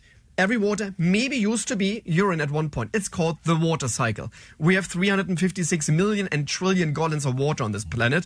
We don't lose and gaining water suddenly. It's just being recycled into It's different forms. recycled, it's recycled, it's recycled, it's recycled. Therefore, yes, at one point, it maybe is the most beautiful water in front of you. It might be urine for thousands of years ago. Okay, that's great. That's This is prehistoric urine we're I'm about to drinking drink. dinosaur urine. Actually, yeah, I've that's been a on great name for Netflix. bottled water. I've been on Netflix on the show Bill Nye, the science guy, Yes, and yes. he gave me astronaut water, so the water what they're drinking on the International Space Station, and that is literally like recycled shower on urine. That's all what that is. Whoa. It had a very weird smell. It smelled like a dentist's office, Mm-hmm. and the taste was like gummy beers. It was super sweet. It was super So strange. here's what's going to happen now. In our studio, in honor of Allie's love of water on her birthday, we have Martin Riese. This is a water advocate, beverage consultant, author, water sommelier. We're going to play a song. When we get back, we are going to swap waters. He's going to give us the ones he brought to try, Allie. We're going to give him some of ours, our finest. The Love KROQ it. tap water, the water bottoms, Allie's moon water. We're going to do a little water swapping, taste testing, and stay hydrated. We are on YouTube right now. Check it out, and we continue with that next on KROQ. It's Friday morning. It's Allie's birthday show. Allie loves accents, and Allie loves water. So we celebrated by getting her a man with a great accent who knows all things about water. Martin Riese, you've seen this man. A lot of people on the text line saying they follow you on Red Note. He's all over the place. Been on a bunch of shows before. He was on, what is it, Vanderpump Rules? He's been on that, been on Bravo. When they need a water expert, this is the guy they go to. And we've got our own water here. He's going to test some of Allie's moon water in a moment, something that makes Allie very proud. Also the tap water here at KROQ, and see just how bad the water is that we're drinking on a daily basis. Something that makes us not proud. And he's also given us some stuff. His name is Martin Riese. You can see what's happening right now on YouTube. And I know it's a month that a lot of people are not drinking booze because of the dry January, and more people are making the resolution to stay more hydrated because apparently water solves all problems. So where would you like us to begin, Martin? And then we will swap. You give us one of yours, then we give you one of ours. We go tradesies. Let's start with tap water. All right, you want to start with the KROQ tap water? Absolutely. All right, there's a cup there next to you. This is the tap water. So this is just out of the sink in the kitchen? This is out of the sink in the kitchen here. And what do you think when you smell that water? Yeah, that's the issue with the tap water here in Los Angeles. And I even get it. I don't want to badmouth the Department of Water and Power. I understand they need to chlorinate their water to make sure it's safe for consumption. But let's be honest, it would be really cool to invest a little bit more in the infrastructure that we don't need to chlorinate anymore. Mm-hmm. Again, in Europe, many countries, for example, Germany, doesn't chlorinate it at all. In the tap water, they are UVing it with UV light to kill mycobacteria because we have very good infrastructure, and maybe we should like reinvest a little bit in our infrastructure that we don't need to chlorinate anymore our taps. So that's That would be just nice. on the smell alone. But are you going to taste it now and see he's drinking the tap water? A lot of people have died drinking the tap you're water like here at slurping KROQ. it and put it in the back of your throat like a wine. He's all about the mouthfeel. Yeah, so what do you think of this tap It's water? again, KROQ, this world famous KROQ it's tap water. immediately this chlorine taste, and it drives me nuts. And let's think about it. You're going to a nice, cool restaurant. You're drinking an amazing wine, and now you have this super chlorinated tap right next to it. This chemical smell and taste that will infiltrate actually to the taste of the wine. What? So when I'm always saying, like, when people say, like, oh, Martin, so what's your job? He's saying, I can make your wine taste better. That's my job as a water sommelier, actually. Right. You make all the food better, the wine better, correct. everything. Right. Because this is all based on water as well. And when you have a bad water right next to it, it might be infiltrate on your taste panels. And then your reason is that the food or the drinks doesn't taste so well. The bar people all know this. They know the importance of good ice in their cocktails because they understood as well that water will, eventually the ice will water down and will infiltrate into your cocktail. So it's extremely important to have good quality ice cubes and good quality water. On right a 1 next to when you go 10 into a restaurant. scale, what do you rate the KROQ tap water? I had worse. Oh, yeah, what was worse? I had worse. What other radio station? Florida is pretty heavy. Oh. Las Vegas is like, whoa. Yeah. Gamble there, but don't gamble with your life when you're drinking tap. Like, I don't know. Like, this is like, there are some things. Now, I would give this a 5. 5. What is the From water, 0 to 10. you'd like Allie and I to drink first of the 3 you've given us? What is this bottle here? So, this is the one all the way over here. all the way. I think it's a still one Saratoga. Okay. Actually, no, sorry. San Mateo. Okay. It's a still water from Peru. I was just there. This is pretty cool. San Mateo comes from the Anden Mountains. Super high evaluated water. TDS, total soft solids. You remember this, I think. That was like for the overall mineral composition is around 480. And when you think like TDS stands for total soft solids, minerals are just a fancy word for electrolytes.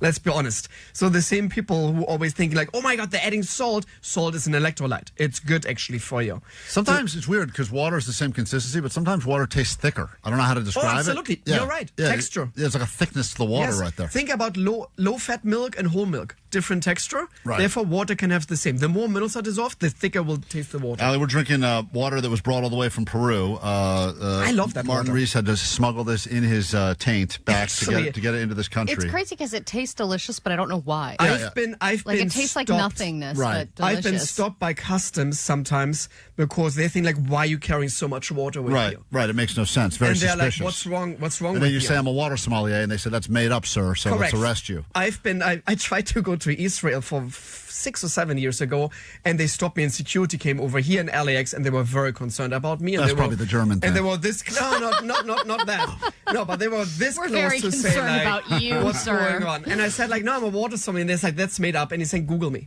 Just fucking Google me. Whoop. And they, Oh, don't say that word. We can't say that word. That's okay. Oops, It's going to happen sorry. from time to time.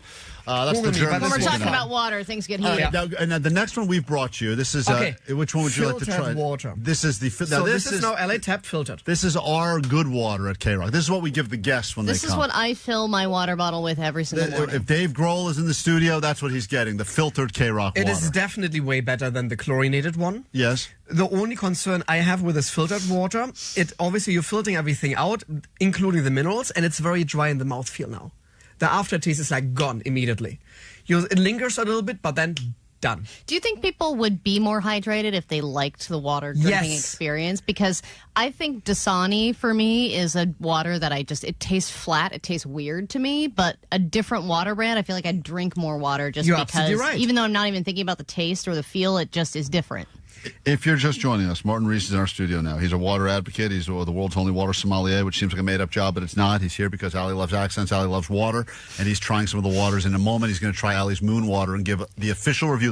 This may be the most famous water taster on the planet, and he's going to give your Moon Water a review for your birthday. Yeah, and But 323 said was accusing me of just doing an impression of this person. No, there's an actual person Yes. in here. This is not who Allie doing is- an impression. No. This is a real person in studio Now, with Martin, us. this next one you've brought us, Allie and I, what is this called? Saratoga. Sparkling water this- from the East Coast. This went viral. This was the one, Allie, I believe, that the guy... the guy Yes. was putting his head into. Yeah. Correct. doing I his thought like morning- I need to bring this. Morning wake-up routine. I need to bring right. this, And correct. this became viral. You couldn't even get the bottles for a while. It Yeah. was sold out.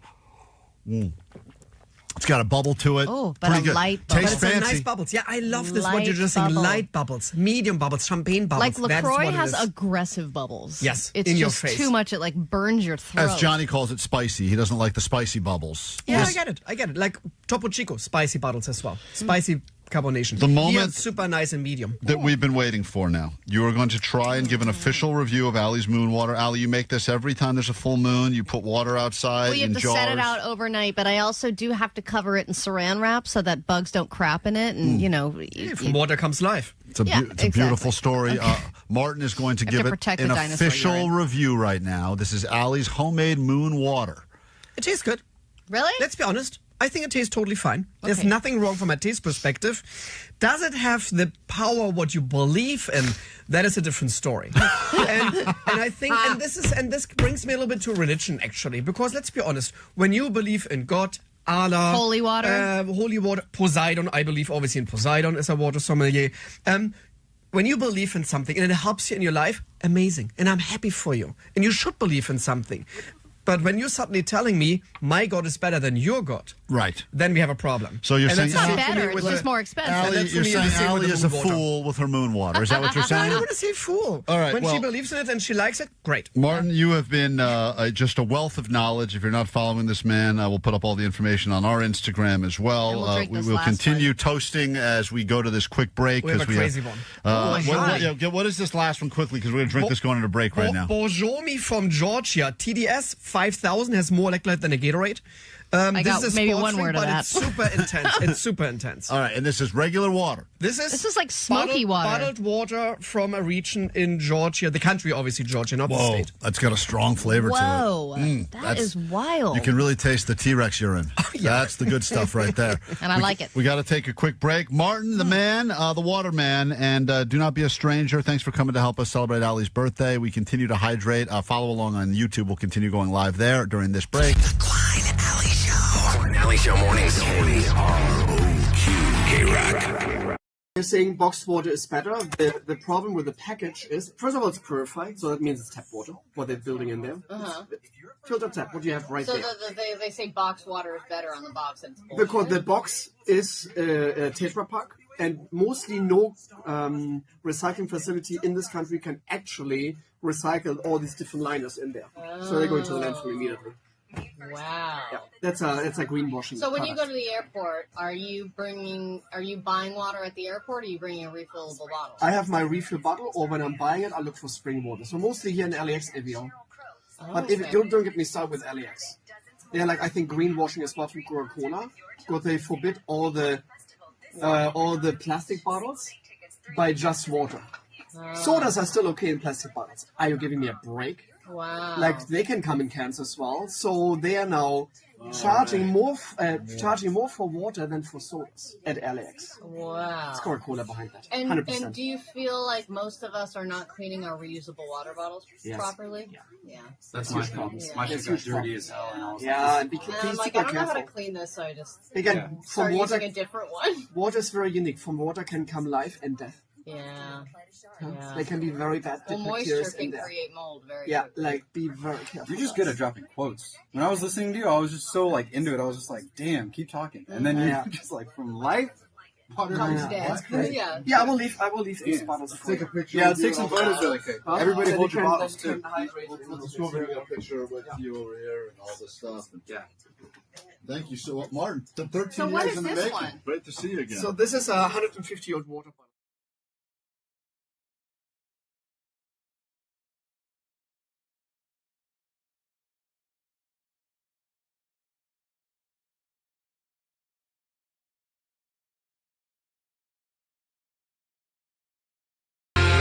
K-Rock, Klein Alley Show. She is our onion queen. She is our Odo queen. She is the birthday queen. Happy birthday. That's right. Today is the day that Allie Johnson was given to the planet, a gift that we cannot give back, and we've tried over and over again. And we will allow her once an hour, all show long, to do an accent of her choice. Some surprises that you don't what even... will I start with? Let's see. Not this hour. You have to wait till next hour. Oh. And all sorts of other crap that you look forward to doing on a daily basis that we usually do not do. We will allow to happen today and only today because it's your birthday. Happy birthday. The only person we could get to wish you a happy birthday was you. The only one who Can go ahead, Omar. Yes. I just wanted to wish you a happy birthday as well and play you a little clip as a tribute. Okay.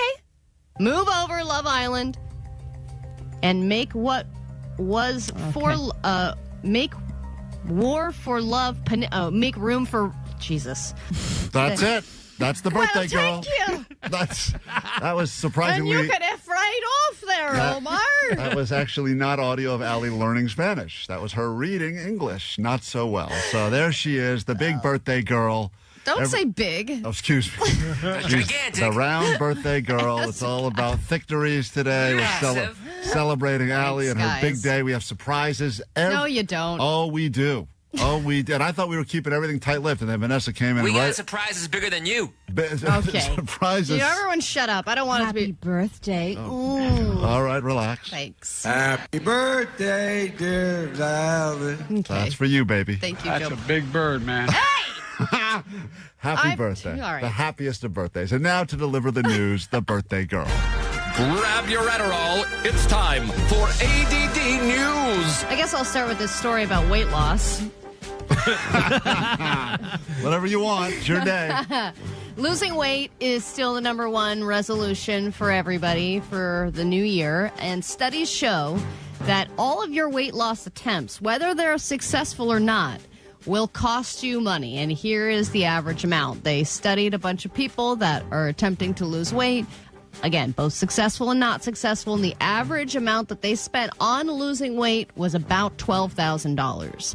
So whether that's gym memberships that you don't take advantage of, buying healthy foods, that's the one. Starting a new exercise routine, or just weight loss drugs, which, you know, they that adds up as well. All of it amounts to about $12,000 per person. I think the most expensive thing on that list, you know, you would think it's the drugs or it's the gym. I think it's the trying to buy, quote, healthier foods. For some reason, you can still eat on the cheap-ish if you eat crap all the time. And I know as someone who loves eating crap. But as soon as you try to up your food game and you start going, oh, let's go a little higher end here or a little bit more organic here, or this thing's got, all of a sudden the prices go way up.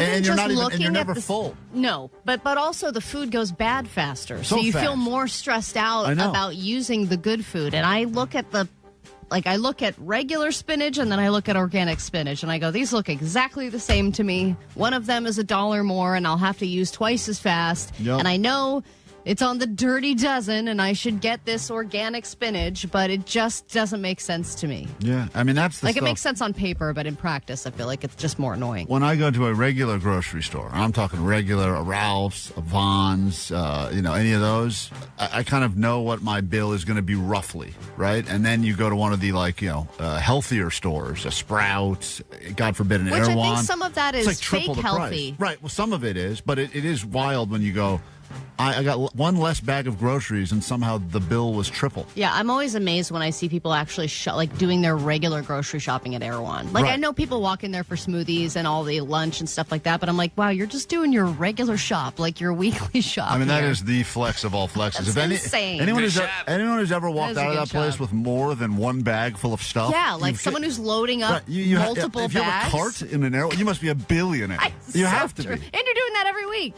All right. Some people suck at telling jokes. We've had many failed jokes on the show, and there will be more, I'm sure. But there was failed political jokes fail the worst. Just because you're trying to do something edgy, you're trying to put an opinion in there, and if it bombs especially hard. And Elon Musk attempted a joke about Greenland at the World Economic Conference. And it failed bad for a few reasons. Came all the way from California to be here to see all of you. So thank you, Elon. You're most welcome. I heard about the formation of the Peace Summit, and I was like, is that PIEC? You know, a little piece of Greenland, a little piece of Venezuela. So a couple things here. Yeah, that's funny. Yeah. So I think Jake does that same joke in his stand-up. Oh, that's my closer. the first mistake is that he interrupted the speaker Oh, so wrong. to tell his joke. Yeah. Secondly, he stuttered leading it. up to the joke. Right. Thirdly, it was a joke about It was a spelling joke. It was a spelling joke. Right. And also it was a joke about something that's very fresh on everybody's mind. It doesn't feel like something you can joke about. So already, but you can get past that if all the other things happened the way they were supposed to happen, I guess. Also kind of a smart person joke in the sense that a lot of people aren't picking up on what he's saying. It's not that great. Like, his brain is too weird to understand, like, will a normal person get any of this? But in his mind, he's like, I got to tell it. Ugh, I it's a got to tell killer. it. I It's a got to tell it. killer. Oh, he's moving on. I'm just going to interrupt him. I'm sure someone in his, mom. In his weird yes circle. Told him this is great, and that person's probably been executed. Has been executed. Is he in pieces? He's in pieces. He's, P-E-I-E-C-E-S. Your Pieces. future I don't career is in pieces. And then I just wanted to share this other joke from Gene Simmons. This also got political. He was asked about his opinion on politics, and the question made him angry. And here's what he had to say. He mentioned clickbait, too, Klein. Well, I'd be interested to see what you think, and you've known him It's for all a nonsense. It's all clickbait. When I was first starting to vote, there used to be a curtain, and nowadays people want to know who you're voting for. What the Business is anybody's. It's none of your business. I'm nobody. I stick my tongue out for a living. I would do that now, except the floor's dirty. No, don't ignore that. That was very funny. That's funny. That's another great thing is when you comment on your joke afterward and tell the person it's funny. You're not reacting. That's funny. Because my aunt will tell a joke, and then if you don't laugh, she will tell it again. Right. Over and over and over again until she gets the reaction that she wants. Sometimes annually at every Thanksgiving. Oh, yeah, same jokes. Sure. He does make an interesting point, though, that the curtain, which is not used as often these days, like the same exact thing was used to keep your voting confidential as it was to keep your adult videos safe at Tower Records. And now they're using them in all the hotel bathrooms instead of doors. It's all going curtain, yeah, baby. The curtains are going away.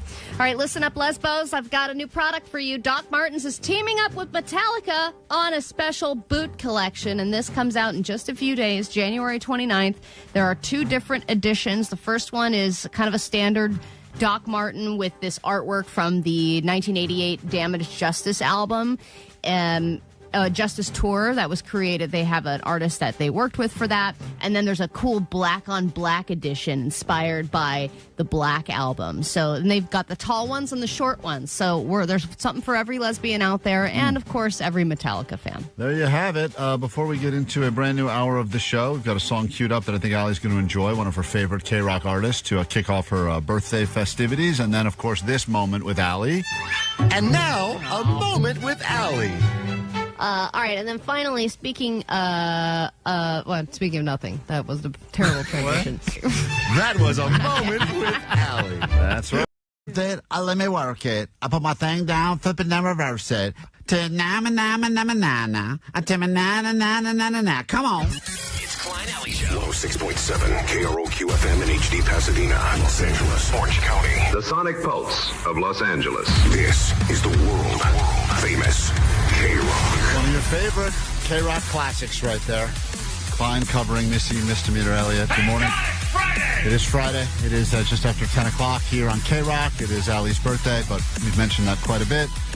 Now we're all overhydrated and ready to go. So far, all you've had to, let's be honest, you've had a lot of beverages this morning. You had your Phil's coffee that you like, and then you had your sake bomb, and now you've had your water, and what a start to the day. Yeah, I know. I think at one point I had 7 beverages all in front of me at once, which is how a birthday should be spent. That's absolutely true. We got lots to get to this hour. Klein's Lines. We'll talk about what's going to happen this weekend on the football field. We got that to get into. Jake is going to propose a bet, I believe, of some version, since he is a big Seahawks fan, and this will be the third time that the Rams and Seahawks will be facing off against each other. Nothing more important than this game happening on Sunday, so we will get into that at some point. And speaking of the Rams, Allie, I don't know if you're aware of this, but the Rams kicker is known as the thicker kicker because unlike a lot of these kickers that look like they're all, short, little twinks, prepubescent twinks, we've got ourselves a big fatty kicking for us. I think when you're a little athlete, your 2 avenues are horse jockey and NFL kicker. Kicker, those are your choices. Yeah, but I love when a nickname rhymes with kicker. It's you great. got Dicker the kicker. Yep. I think he's on the Chargers, yes, right? And then you've got the Rams, the thicker kicker. Thicker kicker, and he's hilarious to look at because he's not built like a kicker. You can actually see his gut sometimes hanging out under the bottom of his jersey. He was responsible for the last game-winning field goal. And potentially he becomes some sort of a cult hero. I mean, think about these pressure moments. It's never been a thicker pressure moment to send the Rams to the championship game. Mavis from 42 online, and it's good. And the Los Angeles Rams go to the championship game with an overtime win in Chicago. Stafford hit a couple of big ones to get him downfield, and Harrison Mevis, not on the Rams when the season started, ends their year of special teams. That is a thicker kicker indeed. So this hour we'll be celebrating your Victories. Are you a thicker person? Did you succeed because of your thickness? And I'm not just talking about the obvious ones like the tug-of-war battles where you get to be the anchor of the tug-of-war team. And we're not even talking about morbidly obese situations. Just thick. Just being thick. Victories. We'll be celebrating your Victories this hour on the show because it's fun to say and because Vanessa has been yet to pronounce it correctly any of the times we've talked about it. So get those ready. We'll be giving away a prize at some point. It's talking about Victories. Victories. Dickory dickory dock. This hour on KROQ. KROQ, we are Klein Alley Show. Do some Klein's lines, and then we'll get to your Victory moments as we celebrate thickness, a culture, society obsessed with losing weight and getting skinny, the Ozempic effect. We would like to take a moment to celebrate all of the great victories out there in honor of the Rams kicker, who could be responsible for getting the Rams to a Super Bowl this weekend. We'll find out in a moment. We'll give you some Klein's lines, but today is Allie's birthday of all days, and we must celebrate every contribution she's made on the show, including this one. And now, a moment with Allie. Between Peril Ferry and many of the other band members on Jane's Addiction. Peril Ferry. That was a moment with Allie. One of the greats. Perry. That's a toughie. Yeah, for you it sure is. So let's talk right now about the games happening this weekend. We got two of them. Championship Sunday is finally here. Patriots, Broncos. Broncos have a quarterback that has a broken ankle. So as a result, they've got a backup in the game, which is why they are at home, but they are underdogs by 4.5 points. Line has been moving in that one. Pretty interesting. Didn't they say the quarterback has only started like 4 times ever? It's not been a lot. So this is either one of those amazing Disney stories, or it goes the way that a lot of the experts think it's going to go, which is that the Patriots will easily leave with the win. And then you've got, of course, the game that matters most, the LA Rams going to Seattle. Seattle favored by 2.5. Almost a field goal, but I'll tell you, thicker kicker. That's 3 right there, and boom, there's a win. I've been pretty spot on through the playoffs, Allie. If you go back to my picks in Wild Card Weekend, I've gotten, I think, every single one right except for maybe one. So I'm feeling good about myself right now, and before you accuse me of mushing stuff, I do think a couple of things are going to happen this weekend, and I will once again remind you that Klein's Line is brought to you by Prize Picks. It's good to be right. And then Allie will give you the gayest sports highlights to get you ready for the weekend of football ahead. Which is brought to you by no one. So everyone is pretty sure that because of what's going on in Denver, that the Patriots will leave with the victory, cruise into the Super Bowl. I don't see it happening that way. And I do think in a weird surprise, because of the defense of Denver and everything else that's going on, I've got a few reasons I feel this. I do think that the Broncos, with a strong running game and some strong defensive points, some turnovers, are going to strangely get the win in a move that everyone will call a scripted by the NFL move, because it's improbable, but I see it happening. And I do think the Seahawks are the best current team of the 4 remaining. I will say that. But Sean McVay has got something about him, and you see it in his eyes.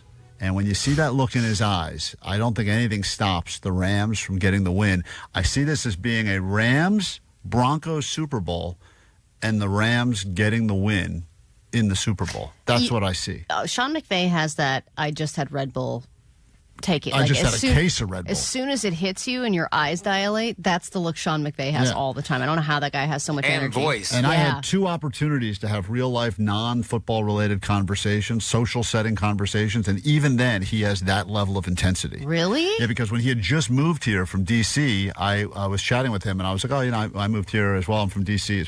Yeah, it's great here, man. The weather's awesome. Get used to it. Yeah, I'm like, wow, that is intense. And that's just, some people just naturally have that much energy. And then, like 3 minutes later, he was doing push-ups, like just randomly. What? And I was like, wow, that's incredible. So he just randomly starts doing push-ups. Yeah. He's that guy? Yep. He just randomly got down, and I think he just needed more energy. So even when this guy's walking into like an In-N-Out burger, he's like, I'll take a number 1. Push-ups. Push-ups. So that's the way double with onions. I look at it this weekend. It's not going to be popular. I think many people are riding with the Seahawks and riding with the Patriots. I like Broncos, and I like Rams. And I like gay stuff. And Allie likes gay stuff, so she'll be watching the games for a very different reason. This should get you excited for all things, and then we come back and celebrate your victorious moments. If you've got a victory you'd like to share with us, you can get on the phones now at 800-520-1067. That word alone should be featured in these gay sports highlights. Here are the gayest sports highlights from the week. This is a coming out party, KB. It's never been a thicker pressure moment. Watch out for him coming. Oh, other side, overload. Wide open is Booty. Booty makes a move. Guess who they're attacking? Savage on the backside. Uka drags Johnson. Okay, well, that was 60 minutes of just tremendous action. You okay? No. I'm glad I'm up here with you. That's what I'm very happy about. Last time they were all up in here, they backed out. I wouldn't expect that here. This time they were coming. It's like they're coming again. As Henry is brought down by Alshire and To'o. The day is the running back. They stop the run with those big guys inside. All these guys, who's coming, who's not. What you call a two-ball. Enough or Patriots are on it. He lost a shoe and then the football. That at first looked like Buffalo was set up to win it, but you roll over and it ends up in the hands of a Bronco. These have been the gayest sports highlights from this week. Get you ready for championship weekend. Back in a moment with your Victories next. It's the KROQ Mile High Club. Your favorite KROQ bands all across the globe. Destination 2. Mind the Gap. Wave at Big Ben. Pretend you love fish and chips. When you pack your eyeliner and passport to see My Chemical Romance in London.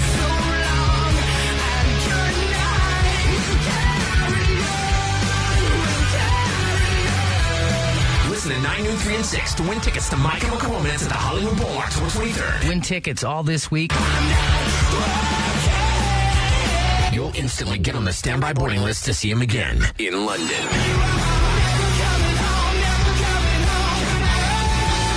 Courtesy of Live Nation. My Chemical Romance and KROQ. Yeah. KROQ.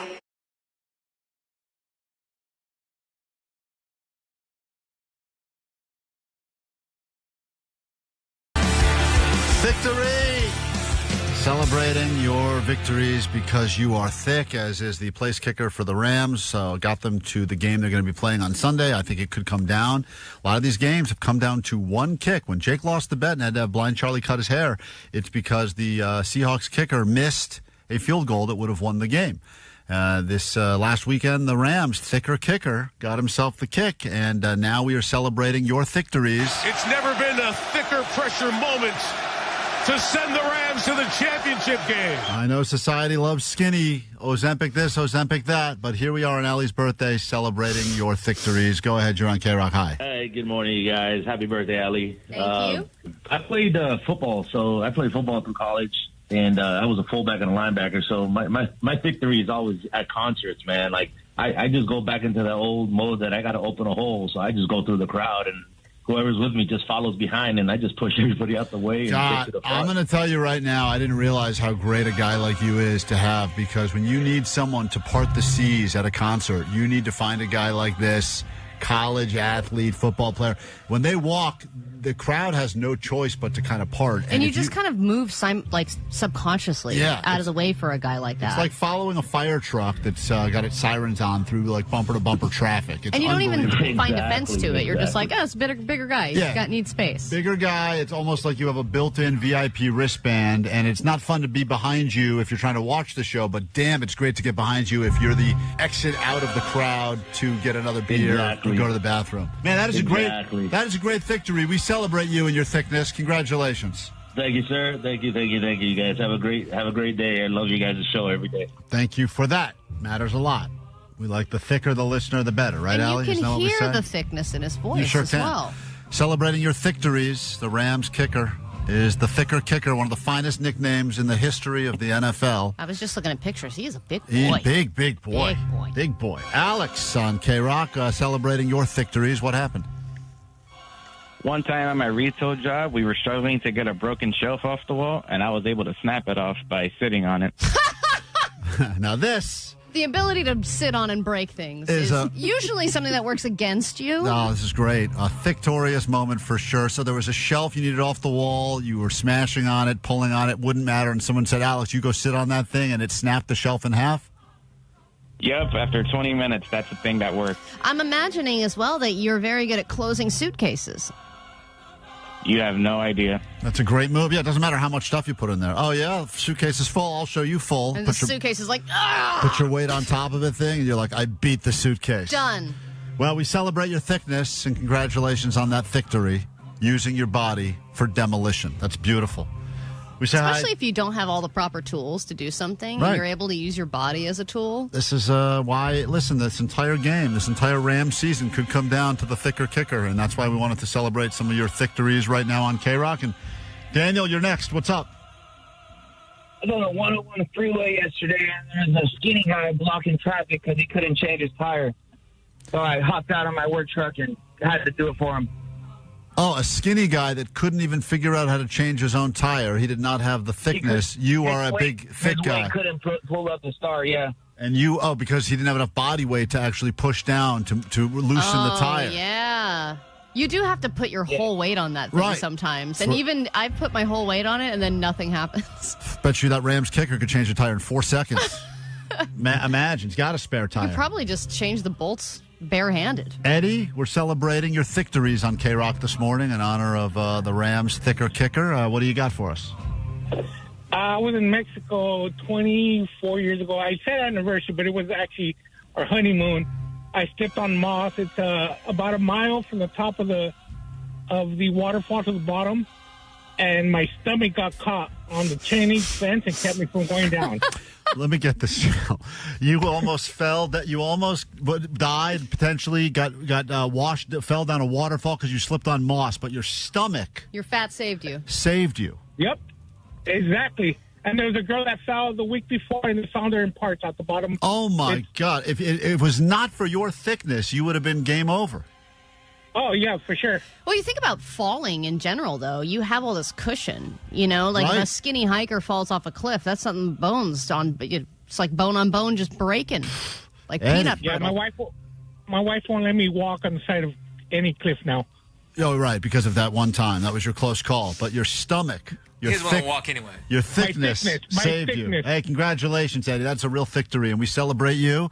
And I think everyone can live vicariously through the thicker kicker, because I know that when I look at professional athletes, I always think to myself, man, if only I had any of the things they have, maybe that could have been me. Well, and like running backs, too, it's like they're smaller, they've got that muscle, you feel like you have to achieve that in order to be good. But really, you can just be a skilled set, thicker man. Yeah, and accomplish just as much, if not more. In general, kickers don't get a lot of respect because oftentimes when things go bad or they miss an extra point or they shank a kick that could have been the game, everyone blames everything on them. And but they're so separated from the team as well. Right. And they're like, we don't even talk to that guy. We may carry him off the field or we may beat his ass and throw him in a locker after the game. 626 said, I would have died on my anniversary if I wasn't thick. I slipped and fell at one of the... Oh, this is the same guy. The guy that we just chatted with. That was the guy that we just chatted with. The same exact story. That's incredible. John, as I'm reading all of these Victories now, this is amazing. I was able to take down an entire buffet. They had a 3-plate maximum, but they waived it for me, and I was able to literally finish all. That is my victory. We say hi to John now on KROQ. Good morning. Hey, this goes back a couple of years back when Black Friday used to be Black Friday. My dad was so thick that when he wanted that television, that 80-inch for $500, whatever it was, he was able to grab it and keep everyone away from it as well. That's one of the finest victories in the world. I was always so jealous because you'd watch all these people with feeble upper body strength be like, I want that doorbuster deal. And they're like, sorry, not happening. I mean, it says it in the title, doorbuster. Right. You got to be able to bust down a door to get the good deals. Celebrating the thickness. Well, we salute you all, and I wish we could have time for all of these stories, but your victories matter, and we are here for you on KROQ. All right, well, we are about to get the hell out of here. Make some room for Sluggo to give you more spots on that standby boarding list. You have 3 more chances. Get your name on the list. Then Monday morning, give you the good news. You'll be packing your bags, going to London for My Chemical Romance. And then another announcement, another city, another band. Vanessa, did you tell us what's the next announcement? I don't even know. Usually I know. I did tell you, but you can't spoil it until Monday morning. Is it cool or no? It's cool. You don't remember? It's cool? I don't remember. I really? I completely forgot. It's cool. It is? It's cool. Huh. It's cool. You know who would really like it is Jake. Oh, wow. I know what that means. Not who you think. Okay. We'll get into that on Monday, the big announcement, if you want to be a part of KROQ's Mile High Club. Of course, as we wrap up Allie's birthday show, another message from your favorite celebrity on the planet. Hello, Alison. This is Emma Watson. I heard you had a creepy little crush on me. Yes. Since the restraining order didn't keep you away, I guess I'll just have to use one of my Harry Potter spells. Wingardium Leviosa. There you have it. A beautiful message from one of Allie's favorites. And a great Harry Potter joke. Emma Watson. Allie has been receiving so much love for her birthday today thank from you. so many big really celebrities. Didn't need to focus on it that much, guys. Was that enough for you? Because I know you were concerned we didn't do enough. There's still 2 minutes left. All right, great. Let's get out of here. Takeaways from today's show, and then the weekend song. All right, what do we got? Let's see. 818. Sake is Johnny's genius juice. That's right. Sake from now on should be known as Genius Juice. Johnny got a perfect round of Johnny Knows the News, or Johnny Doesn't Know, which he's never done before, and I think it's all because of the sake bombing that took place. 213. Klein is the newest mayor of Horseville. Thank you. With my nose, I You're look not like gonna argue? I look like I'm the mayor of Whoville. So I'll true. take that instead. 213. My takeaway is Ichi Nissan. And let's see. 562. Thick is in. This is Allie's year. Thanks a lot. God. And let's see. 614. My takeaway is Klein Alley Show tastes like Tyrannosaurus urine. That's right. We did learn a lot today. Drinking water with the water expert for Allie's birthday. 503. My takeaway is congratulations, books. Hey, books. Good on you. And 925. Instead of eating healthy food, Klein prefers a steady diet of crap. Love that crap, baby. Love that crap. It's almost the greatest eating day of the year, man. Once we get through championship weekend, Super Bowl Sunday is my favorite eating day of the year. All right, what is your takeaway, Jake the Nerd? A relationship starts with eye contact and ends with eye rolling. Yeah. Eye contact to eye rolling. That is the full cycle of any relationship, really. And then I think if you stick around long enough, you go back to eye contact again. But it's usually blurry because you can't see each other. But it's eye contact in court. That's what it is, right? It's with a lawyer present. Allie, what is your takeaway? Let's see. My takeaway is that Klein is out of thousands of dollars again. Again. I can't win. Sorry about that. I thought I saged and rubbed eggs all over myself, but for whatever reason, the criminals have got me this time. It's all going to change. Omar, what's your takeaway? I'm going to forego my takeaway for another tribute clip to the great Allie Johnson. This is her with Hosier. Yeah, it was crazy because I went and saw you at the Troubadour. Was that last week? And fantastic show. Obviously, any show at the Troubadour is going to be amazing. But are you going to put this in a moment of mindfulness? And one thing I did notice was that I was sitting next to a girl who looked like she was probably 20 years old. And then to my left was a couple that looked like they were in their 70s. And everybody was like equally jamming out, and it does kind of your music really does hit a lot of different people. And maybe, I don't know why you think that is, but it's kind of some of your music can kind of have that kind of bluesy classic feel. And some of it, the other music is very experimental, right? And seems very modern. No question. There was no question. Wow.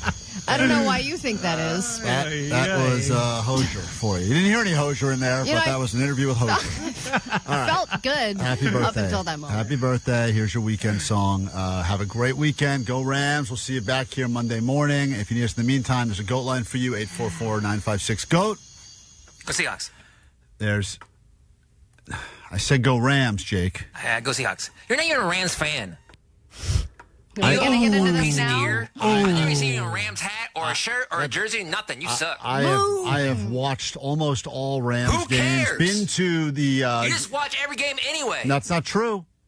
That's not true, Jake. Yes, it is. And when the Rams first moved to L.A., they sucked so bad. And I sat there and watched games with the score. They put up a setup, dude. What's the bet? 3-0. Yeah, what is the bet? Figure it out. We got to go. Figure it out. What? Figure it out. Jake. Figure it out. Who are you talking to? Nice trash talk, dude. Jake wanted to. Jake's bet yesterday that he proposed to me was that if the Seahawks win, I have to go watch the Super Bowl with Jake, which was terrible. And you had to pick me up and drive me. And then if the Rams won, I still had to do something with Jake. It was like, the bet sucked. That wasn't the bet, Jake. The bet was terrible. It was like you get to come to my house if the Rams win, or I get to go to your friend's house. I didn't like that bet. There's no win for me. I think Vanessa could be fair. I think Vanessa should come up with a bet. Vanessa, we got to go. We're going to play the weekend song. We'll officially post the bet on our social. There has to be a bet the game because triple trouble, whatever. We'll figure it out. But take a picture with your Rams hat this weekend. Okay, because you have the same old sweaty Seahawks hat that you've had for the last 40 years. I got a bunch of Seahawks hats because I'm a real fan. Okay, boys. Talking, boys. Enough sports talk. Here's your weekend song, and then You're we will loyal do to it Tigers. again next week. Go Tigers! And lightning bolts. Fatty, fat. See the deep end, right? Deep end. Jesus Christ. It's not about that Monday, Tuesday. No one cares, spell Wednesday. Thursday. Forget that noise. Shake. Are you ready for the weekend? Are you ready for the rear end? Are you ready for the weekend? No, man. Are you ready for the rear end? Monday, Tuesday, Wednesday, trash. Thursday, Friday, forget about that. Friday, Saturday, Sunday, sleeping in, eating brunch. So most of these guys here, they think I'm just a giant pussy. Don't worry, I also think you're a giant Thank pussy, you. and I have nothing to do with this. Who here thinks I'm a giant pussy? Hit the beach or hit the mall. Go out with friends, do nothing at all. Sleep in, watch movies, read books. Anything goes, just take a look. Feed me. Are you ready for the rear end? No. Are you ready for the weekend? Yeah. Are you ready for the rear end? No. Are you ready for the weekend? Yeah. Are you ready for the rear end?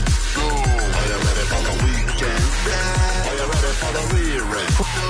Are you ready for the weekend? Yeah. Are you ready for the rear end? No. Kevin. I'm OTFD. Peace. Peace. Well, hello, Allison. It's me, Betty White from Beyond the Grave. I heard you are a big Golden Girls fan. And I mean big. I hope you have an amazing birthday. See you soon. KROQ. World famous KROQ. KROQ. Klein Alley Show. Klein Alley Show.